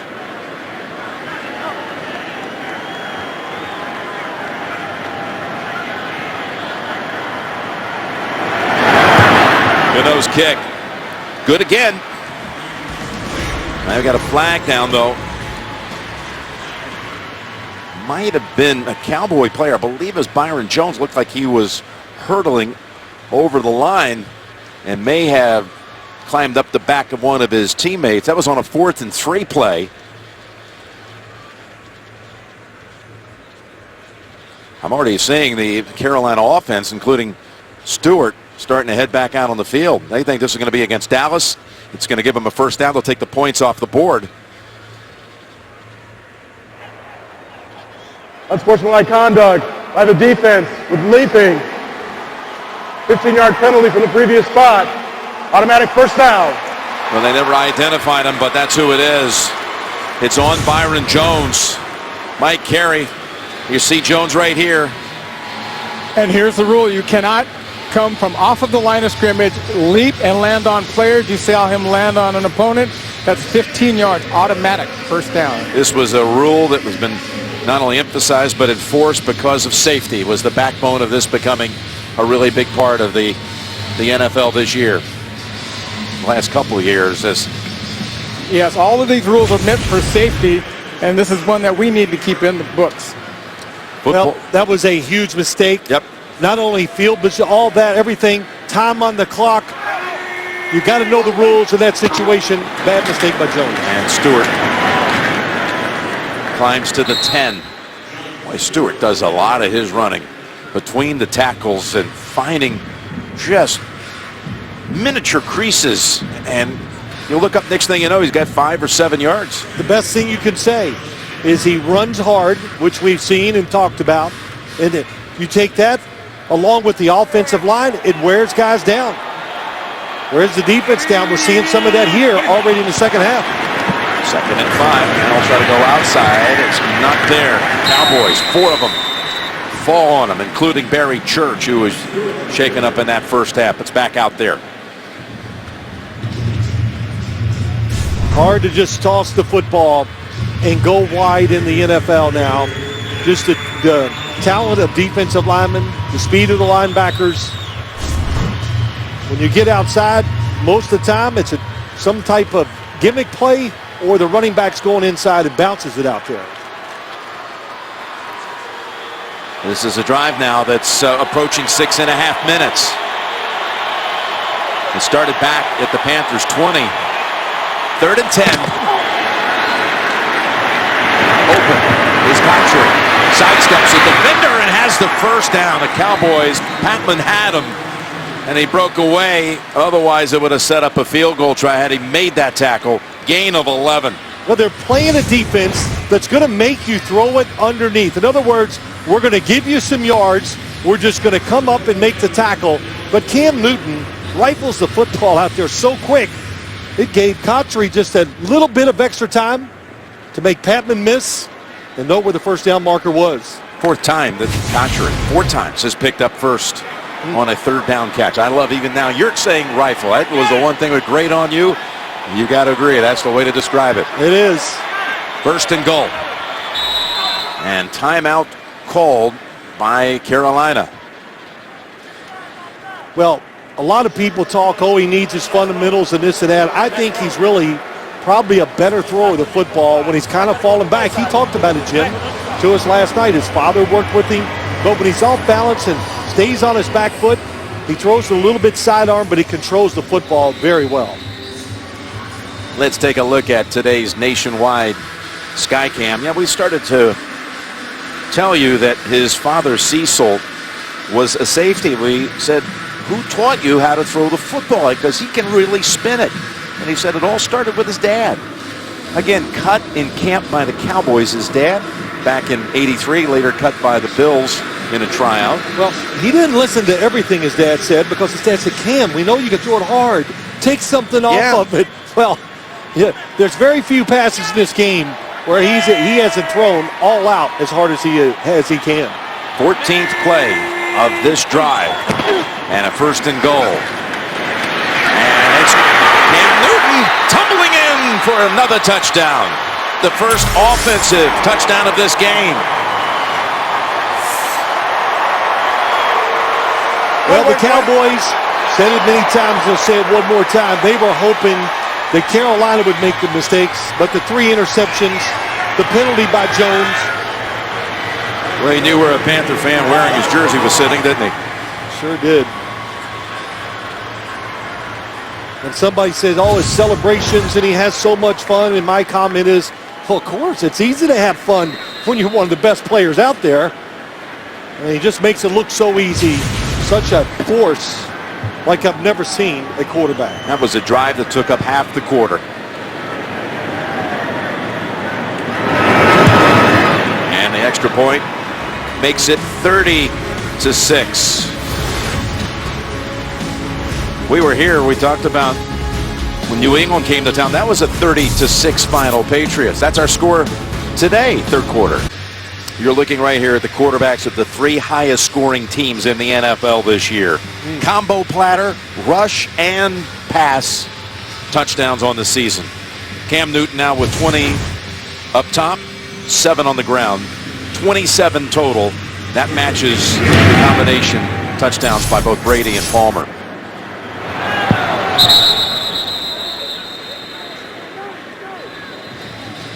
And I've seen you on the dance floor, so I will defer to you to give a score on this one. Little twist. That was pretty good. Oh, man. Oh, he's got it all going. Well, Ron Rivera said, I want him to be himself. And there's the 2 dances you see. Put them on his shoes, Jim. I never would have thought of that. Got to remember that when I go to my next wedding. Boy, all decked out in this color rush, they call it. Yes. All the way to the soles of the shoes. Made for dancing after that play. Romo with nowhere to go, just throws that into the ground. It was a rough go actually last year for Dallas on Thanksgiving Day. Back-to-back years, they went against the Eagles here, and Tony didn't have any touchdowns in that game and a couple of picks. Well, this is more than just, well, Tony Romo's interceptions definitely turned this game around, but physically, as you sit at home and you watch this, you can see physically that Carolina, even without the interceptions, is just a better team. Yeah, it goes well beyond just the way that Tony's playing here today. And again, they crash in on him. Thomas Davis will close out the third quarter with a sack. Uh-oh. Tony grabbed that left shoulder for a moment.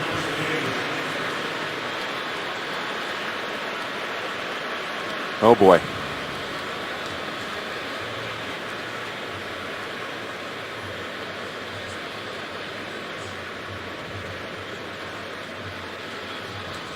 You know, he took a lot of hits last week against Miami, Jim. Yes, he did. He was under pressure a lot, but he avoided the big hit. In other words, where they didn't land on him or get him in a position where he couldn't protect himself.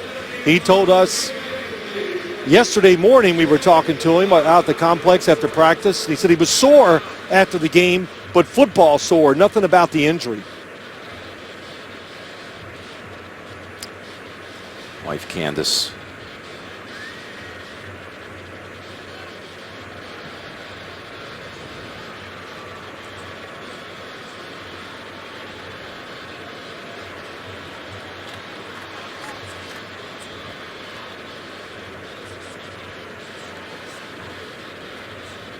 Grim-faced here in Dallas after Tony Romo has gone through the broken clavicle back in September. The 2 back surgeries he's dealt with.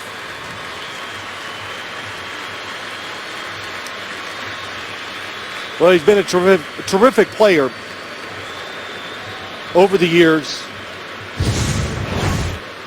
Thomas Davis gets there late. Oh, yes, turned his left shoulder and fell right on it.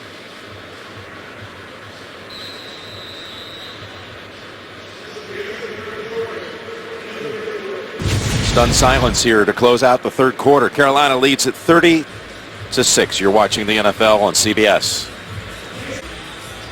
Now, Tony Romo with that left clavicle re-injured.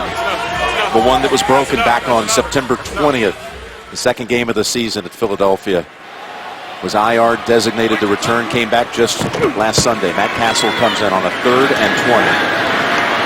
And a dump off here to McFadden. And of course, Castle was the second quarterback to come in relief of Romo. After the first 2 wins, Romo out. Brandon Whedon went the next 3 weeks. He's now down in Houston. Matt Castle had 4 starts. Romo returns.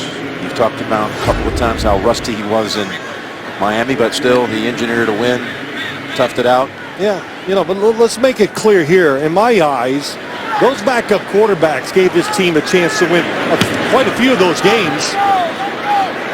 The defense let them down, I'd say, at least 3 times where they had the game in hand. Yeah, they could have won like 6 of those 7 games. They lost 2 of them in overtime.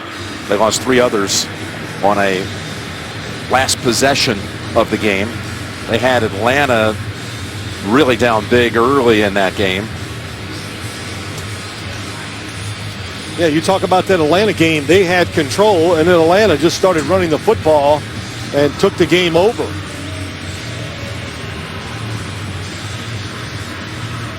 And this is going to, of course, raise a whole lot of questions about did he come back too soon?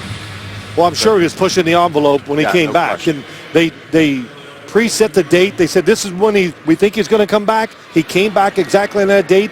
And, talking to Tony Romo yesterday gave us no indications that his left clavicle was a problem, and pretty happy with the way he felt coming out of a Miami game. Remember, we did ask him if he was eligible, if he didn't have to sit out a certain number of weeks on the IR, would he have been ready maybe even a week earlier?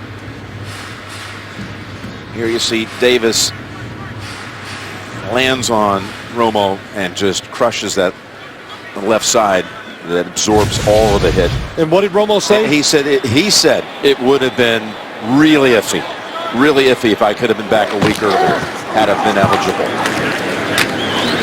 Which tells you quite a bit right there. Yeah, it does. He was right borderline. Flag down, and Stewart gets the carry. Holding. Offense, number 70. 10-yard penalty. Still second down.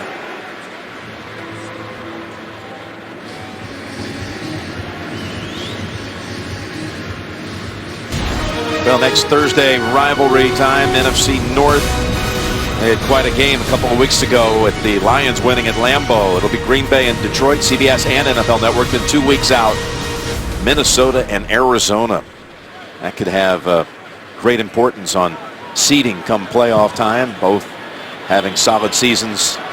And again, we'll be in Detroit for the Packers-Lions next Thursday night. There is Olsen, middle of the field. His father is here, famed high school coach back in New Jersey. Seam pass right up the inside. Good job by Olsen, widening the defense. And look at Cam Newton, looks it off and just lets it go. That is a 31-yard pass play. The longest offensive play of the game. And Newton's 4th completion that went for over 20. Stewart for another 2. Tracy, let's check in with you. Well, the Dallas Cowboys just told me that Tony Romo is in the locker room right now getting x-rays on that left collarbone.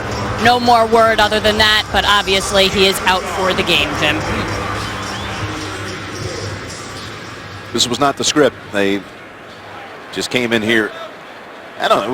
We spent better part of the day over at the Cowboy facility, and there was, you try to read what this confidence means, but this was at a super high level coming into this matchup. Well, the leader was back. I understand. Stewart met at the line.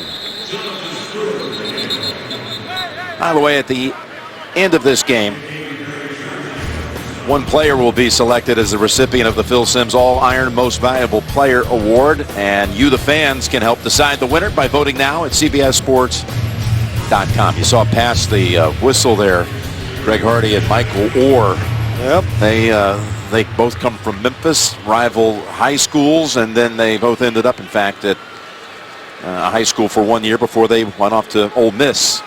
Michael Teammates. Orr, a valuable pickup during the offseason as a free agent, has done a tremendous job at left tackle for the Panthers this year. 3rd and 8. And that's to Olsen for just a couple. Met right away by Church. Too, we haven't talked about the offensive coordinator for the Carolina Panthers. It's Mike Shula. And, of course, if the name sounds familiar, it should. Don Shula's son. But what a job he has done constructing an offense that has everything in it to really show the talents of Cam Newton. Ken Dorsey, quarterback coach, relays the plays into him.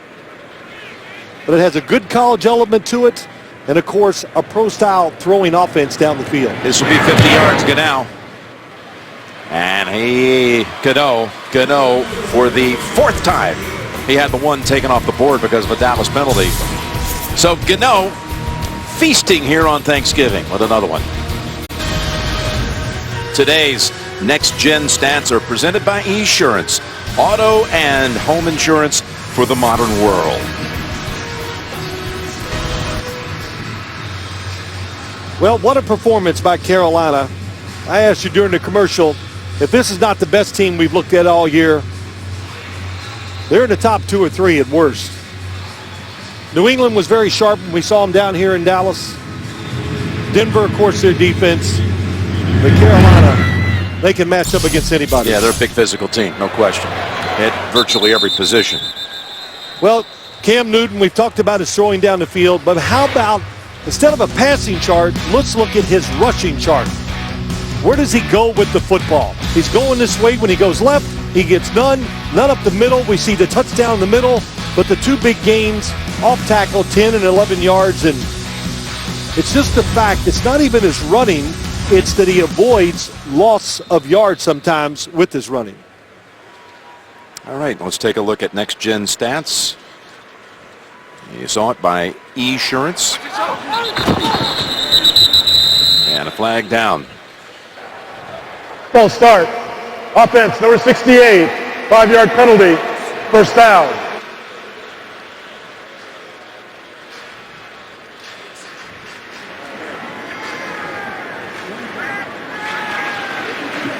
Well, I'll say this to the Dallas Cowboy offensive line and everybody out there, you better keep ahead in the game, because in situations like this, Jim, what do you think the defensive line's thinking?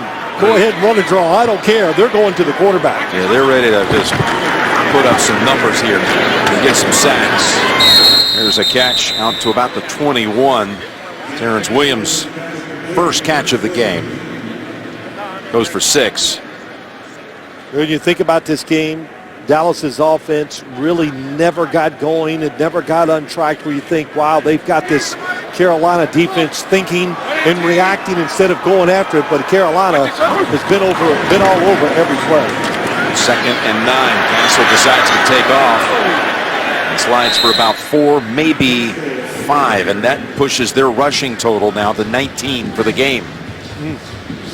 That's after giving up only 14. Carolina last week yielding 14 to Washington. Well, Luke Kuechly and Thomas Davis, the 2 linebackers who make so many tackles and are everywhere, they got a great offensive line. I know it's the defensive line, but they get protected so well, they can stop a lot of plays. 3rd and 4, and it's back to Williams for the first down at the 39. Gain of 13. Good throw and read by Matt Castle. So look at the difference. When you look inside that time, Colin Jones ready for the inside route by Cole Beasley. Got beat early in the game, not since. Touchdown throw. Williams not able to quite reel it in. Williams, who had a touchdown catch last week against the Dolphins. Good delay, good push off, good throw by Matt Castle. But like everything for the Dallas Cowboys today, it's just off. Not much going right. Des Bryant to the right side. 2 catches, 26 yards for Bryant today.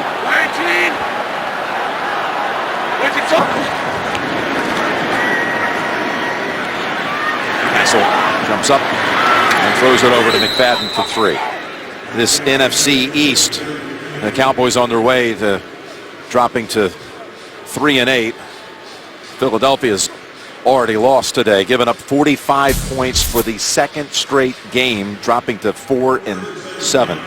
We have not given Dallas the loss yet here on the graphics. Well, you look at this game, you think of the games this weekend, the Giants. Against the Redskins, here is Castle to an open Witten moving it to the Carolina side of the field for 14. The Giants, and why that becomes, a huge game for the division title, because after we saw Philadelphia today, there's no reason to think that they're going to run the table. And as you watch the Cowboys here, no reason to think that they're going to, hey, get over this game. They're going to need 10 days to get over this game, but where they could go out and win the following 5 games. Castle, that ball comes out. Scooped up, no. Who wants it? Well, they call it incomplete pass. That's going to be... The ruling on the field is an incomplete forward pass. It's 2nd down. Mike Carey. It was Colin Jones coming in on Castle.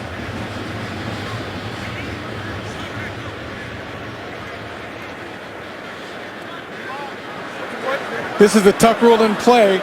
This one could be challenged because the ball was coming back. It'd be a good one to take a look at.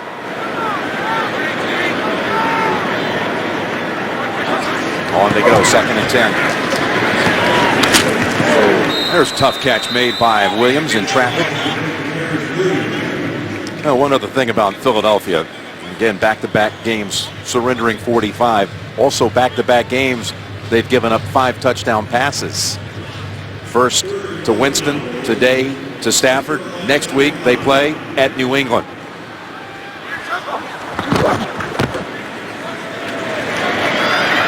I think Tom Brady's a fantasy start every time he plays, but man, if you have him on your team, you're looking pretty good as we get late in the regular season. I was going to say, what are you trying to tell me? Your playoff time. Give me one more hint what's coming up, but it's truly unbelievable.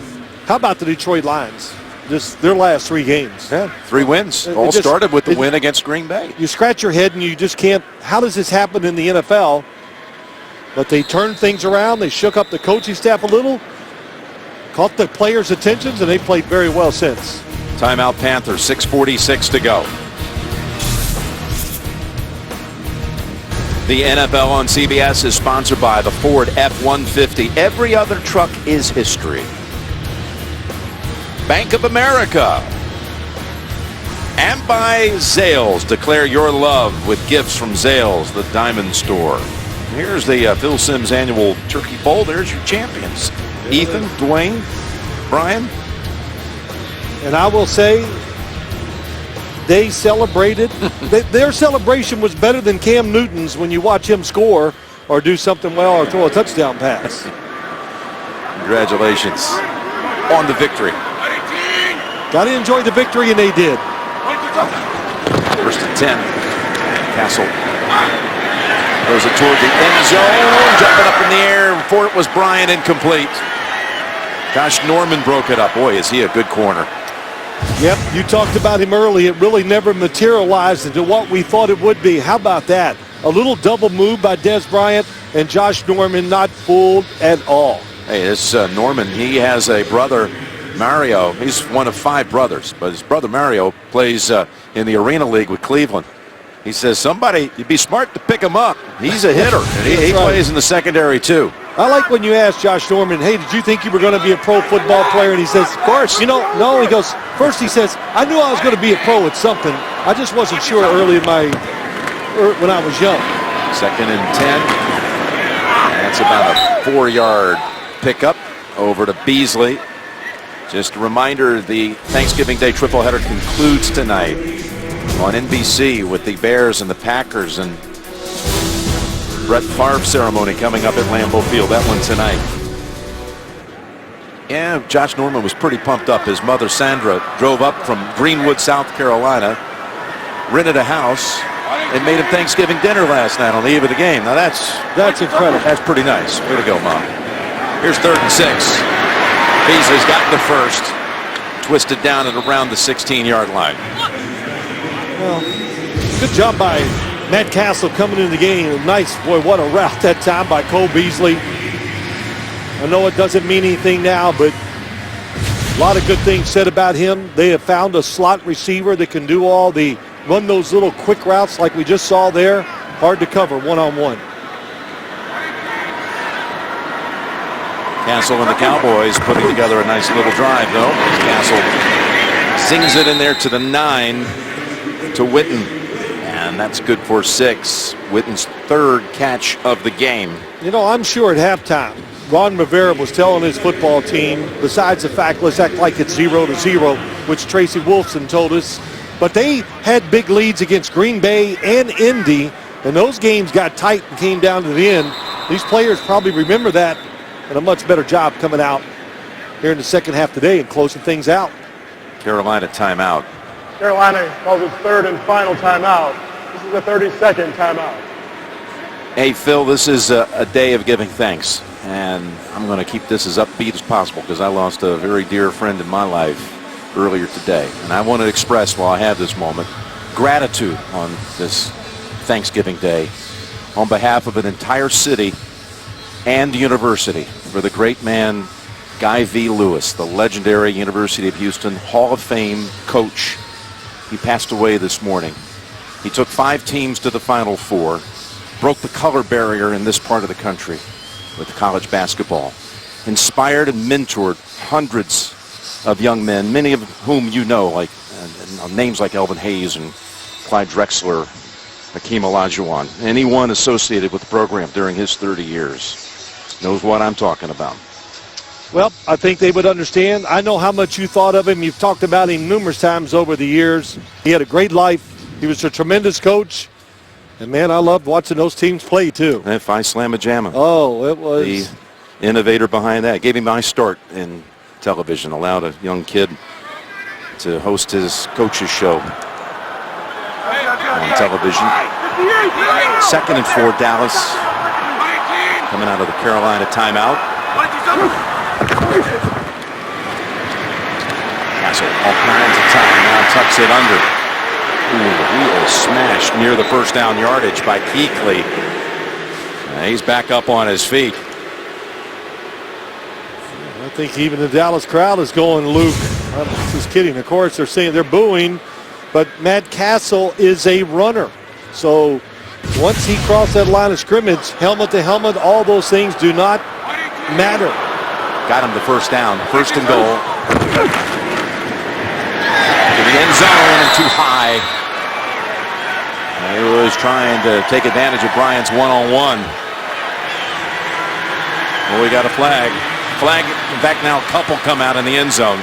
Well, a lot of talking that you saw early in the game.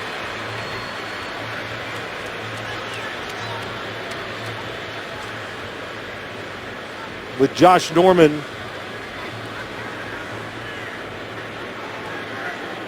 and Des Bryant. So After the play was over, unsportsmanlike conduct, defense, number 24, half the distance to the goal, automatic first down. Well, those two have been jawing back and forth since Coleman's interception return on the 3rd play of the game.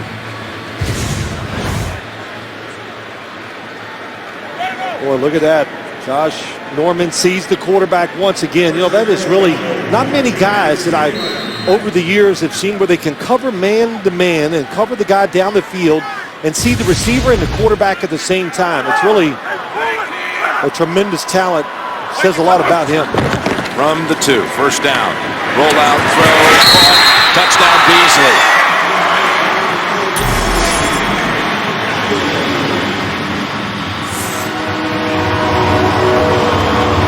Cole Beasley's 3rd touchdown of the season. Well, Cole Beasley has been coming across the field, going inside so much. That time he got Colin Jones, faked like he was going inside, and they get the touchdown. Nice throw by Matt Castle. Castle takes him on a 16-play touchdown drive. Yeah, it was good. He threw the ball extremely well, moved in the pocket, picked up a first down running. Really a good job by Matt Castle. And Dallas to go for 2.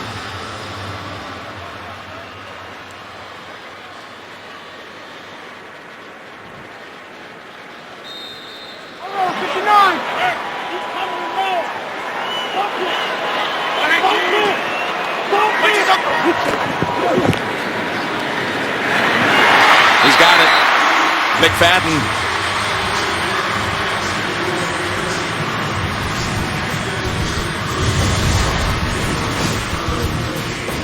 Dallas finds the end zone in the 55th minute of this game, and the 2.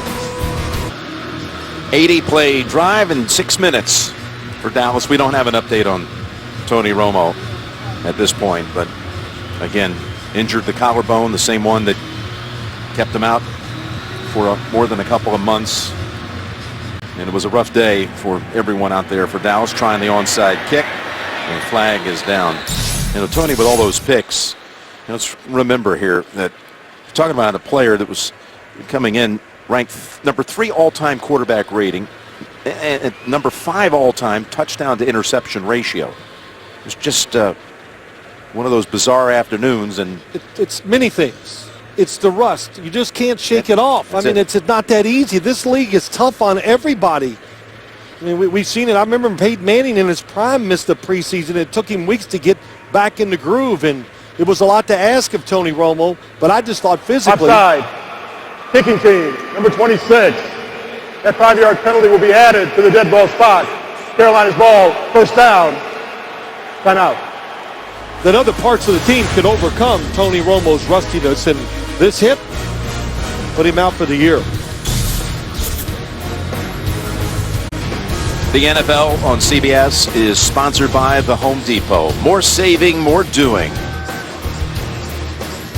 And by Febreze. Eliminate odors to stay guest ready all season long.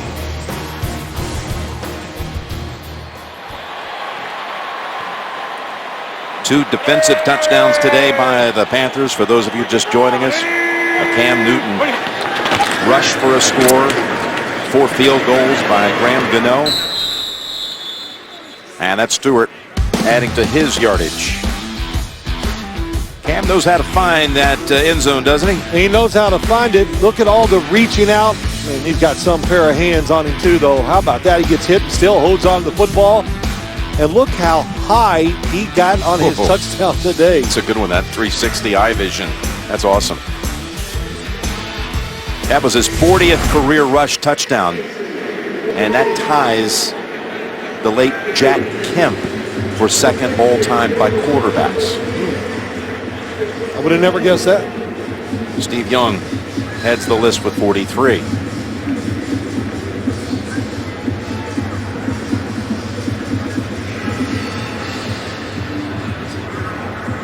Just had a Cowboys timeout. 4:15 to go.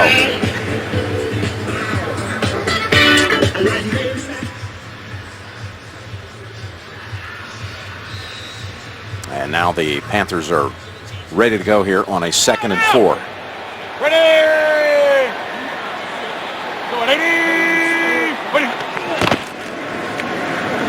Cutting outside. Stewart. A foot shy of the first. 3rd down coming up. And another Dallas timeout. Just a reminder, Sunday a doubleheader day. Winding up your holiday of football with the doubleheader on CBS. Miami and Jets, the feature game early in regional action. And then the full nation gets Pittsburgh and Seattle. And we'll be there for that one. We're heading to Seattle tomorrow to the Emerald City. It all starts Sunday at 12 noon Eastern time with the NFL today. So Pittsburgh, Seattle will have a lot at stake for both sides in that one. Can't wait to see it. It's going to be fun. Hey, you're all iron voting, Phil. This is from the fans. Yep, we see Luke Kuechly. Everybody on that page is deserving for a big. Jim, we need about 20 today, really, to give out to the Carolina Panthers. So what are you going to do? Kuechly for sure. Runaway winner in the voting. Here's a 3rd and a foot, and plowing ahead and getting it with no issue there is Newton. I'm going to make it easy. Okay. You saw the 5 vote getters there? The 5 that got it? I'll tell you. And you don't, but let me talk about Cam Newton before I talk about the All-Iron Award. You see all these antics. You see him celebrating the end zone. And I must be honest, it bothered me for a long time. I thought, man, you're the quarterback. Don't do that or whatever. But I got over it because I understand it more now, the team. But if the owner, the front office, the head coach, and his teammates don't have a problem with it, then it sure as the heck isn't going to bother me. And it seems that, as Ron Rivera said, I want Cam Newton to play free, not think about certain things. And Jim, I'd say he plays pretty free, wouldn't you? No question. He's playing with a whole lot of joy here today, as Tracy alluded to. Always dreaming of playing this game on Thanksgiving Day. How about the description he went through, talking about the smell of the holiday on Thanksgiving morning, growing up in College Park, Georgia, and between the Detroit game and the Dallas game, he and his brothers, Kalen and Cecil, they go out and throw the football around.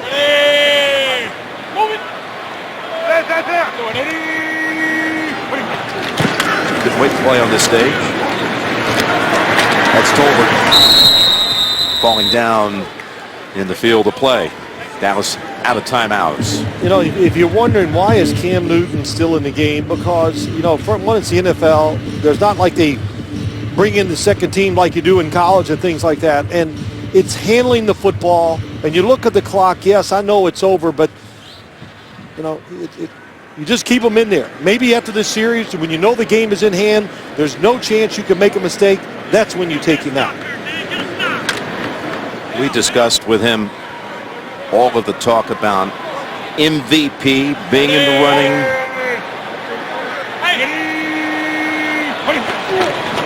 Didn't want to hear a whole lot about it, to be honest. That's McClain on him right away. He wanted to talk about how I can't put myself in front of the team right now. We won't get into that discussion with us. That's what he said. MVP, we'll shelve that for another day. Subway post-game show with JB, Tony, Bart, Boomer, Coach Cower, all the highlights and analysis. The awarding of the Phil Simms All-Iron Award. It's all coming up on the Subway post-game show. Jerry Richardson's built himself quite a team. He has. Dave Gettleman, the general manager, got to give him a lot of credit. The draft picks have all come in. They're doing well. It's a big, powerful football team. And didn't get it off in time. So to delay a game. Delay of game. Offense. 5-yard penalty. Third down. And to go back, a lesson to be learned as you look at the Carolina Panthers. Patience. Not a great word in the NFL, is it? Among a lot of people. Fans. You don't find that many people who really honor that word. Yeah, I know. It's gone. And you just look at all the turmoil that we see in so many teams. But Jerry Richardson stayed the course. Ron Rivera was his man, and they've been rewarded.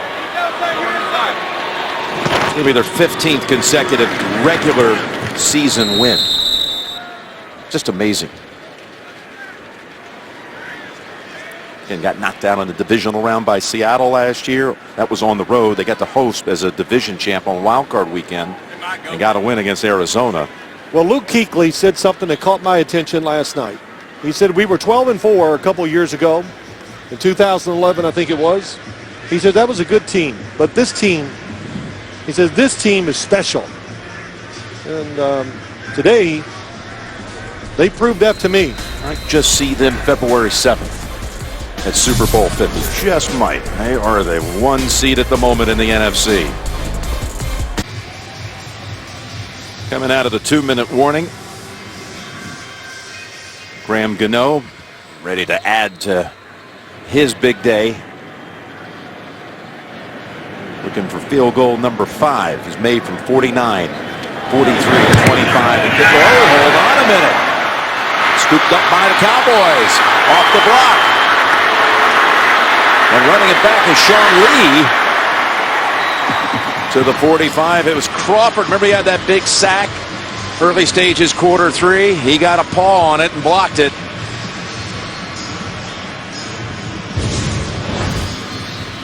Crawford. Number 98, watch him put his big hand up. Timed it just right. Boy, Sean Lee looked like probably played running back in high school. Yeah. Showed that talent, running down the field, weaving in and out of the traffic. Playing up at Upper St. Clair. For his legendary high school coach up there. Did all kinds of things.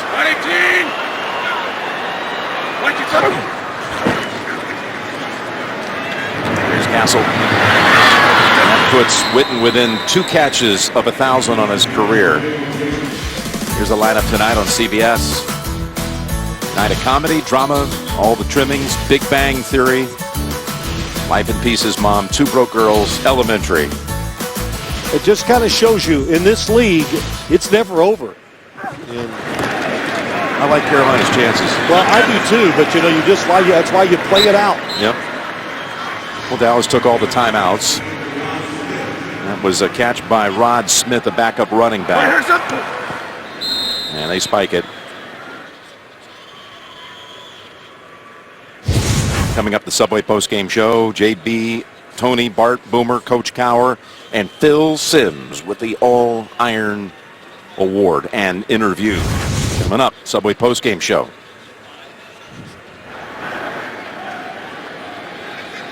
Castle's come in. He's hit 12 out of 17. 82 yards in the touchdown pass to Beasley. And down on the field to an open Beasley. He had him.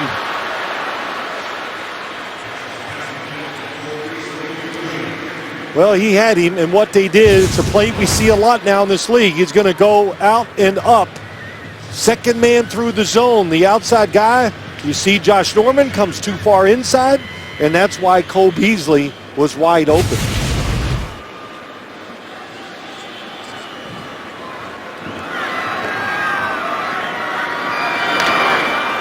I saw the same type of throw early in the game by Tony Romo. When you move up in the pocket and you're moving forward fast, sometimes you overthrow wide open guys.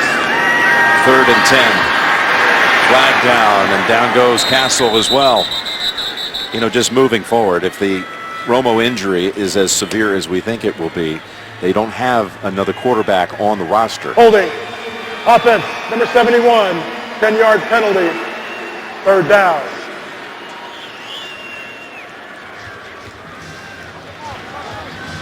Ron Rivera and his team 11-0, and next up they'll be at New Orleans December 6th.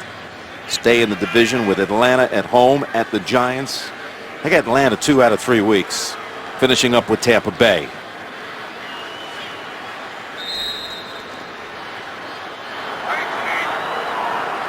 Third and 20. Oh, collision there. Brings Castle to the ground. That's Ely. He's got a sack now for the 5th game in a row. 94. How about this? Coney Ely didn't even start today because Charles Johnson, back after being injured. This defensive line's deep. You got Mario Addison down on the field. I was just bringing up this. What are the Cowboys going to do now if Romo is sidelined? As you would want to, just having seen the way he walked off the field, you'd have to think it's. Well, they're going to have to do something. They're going to go out and acquire another quarterback. There's no doubt about that. They had Brandon Weeden. Released him. Picked up right away by Houston. So.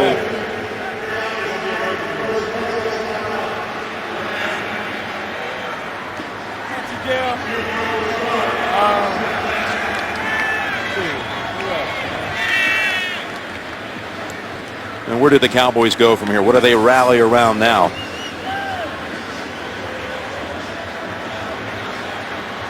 As they drop to 3 and 8. Yeah, where do they go?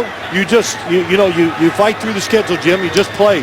We see many teams that have nothing to play for. As you look at the Cowboys schedule coming up, many teams we see they have nothing to play for, and they still play very well and upset teams down the stretch. They do have on the practice squad Kellen Moore, formerly with the Lions, Boise State quarterback who had a big college career.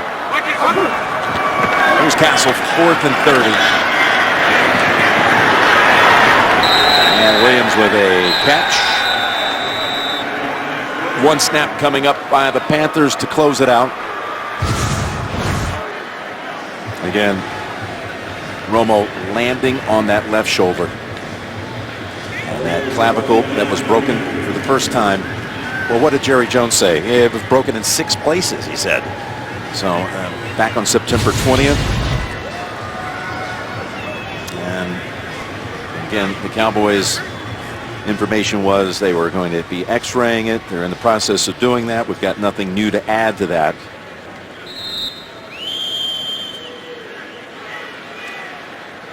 Really, no matter what, Jim, no matter what the outcome of the x-ray is, there's just no way Tony Romo should play any games the rest of this year. Carolina Panthers. They wanted to show everybody in this window on this big Thanksgiving stage exactly what this team was about, and we got a pretty good look at it today. Well, we did. Very impressive on both sides of the ball. Well-coached football team, but big, fast. It's a great combination in the NFL. And listen on behalf of all of our crew and to our loved ones. You see the standings here who couldn't be, they're here working today, couldn't be with their families. Everyone out here wanted us to have a chance to express their love for their families back home. Post-game show, Subway coming up next. For Phil, Tracy, Mike Carey, Jim Nance saying so long from Dallas.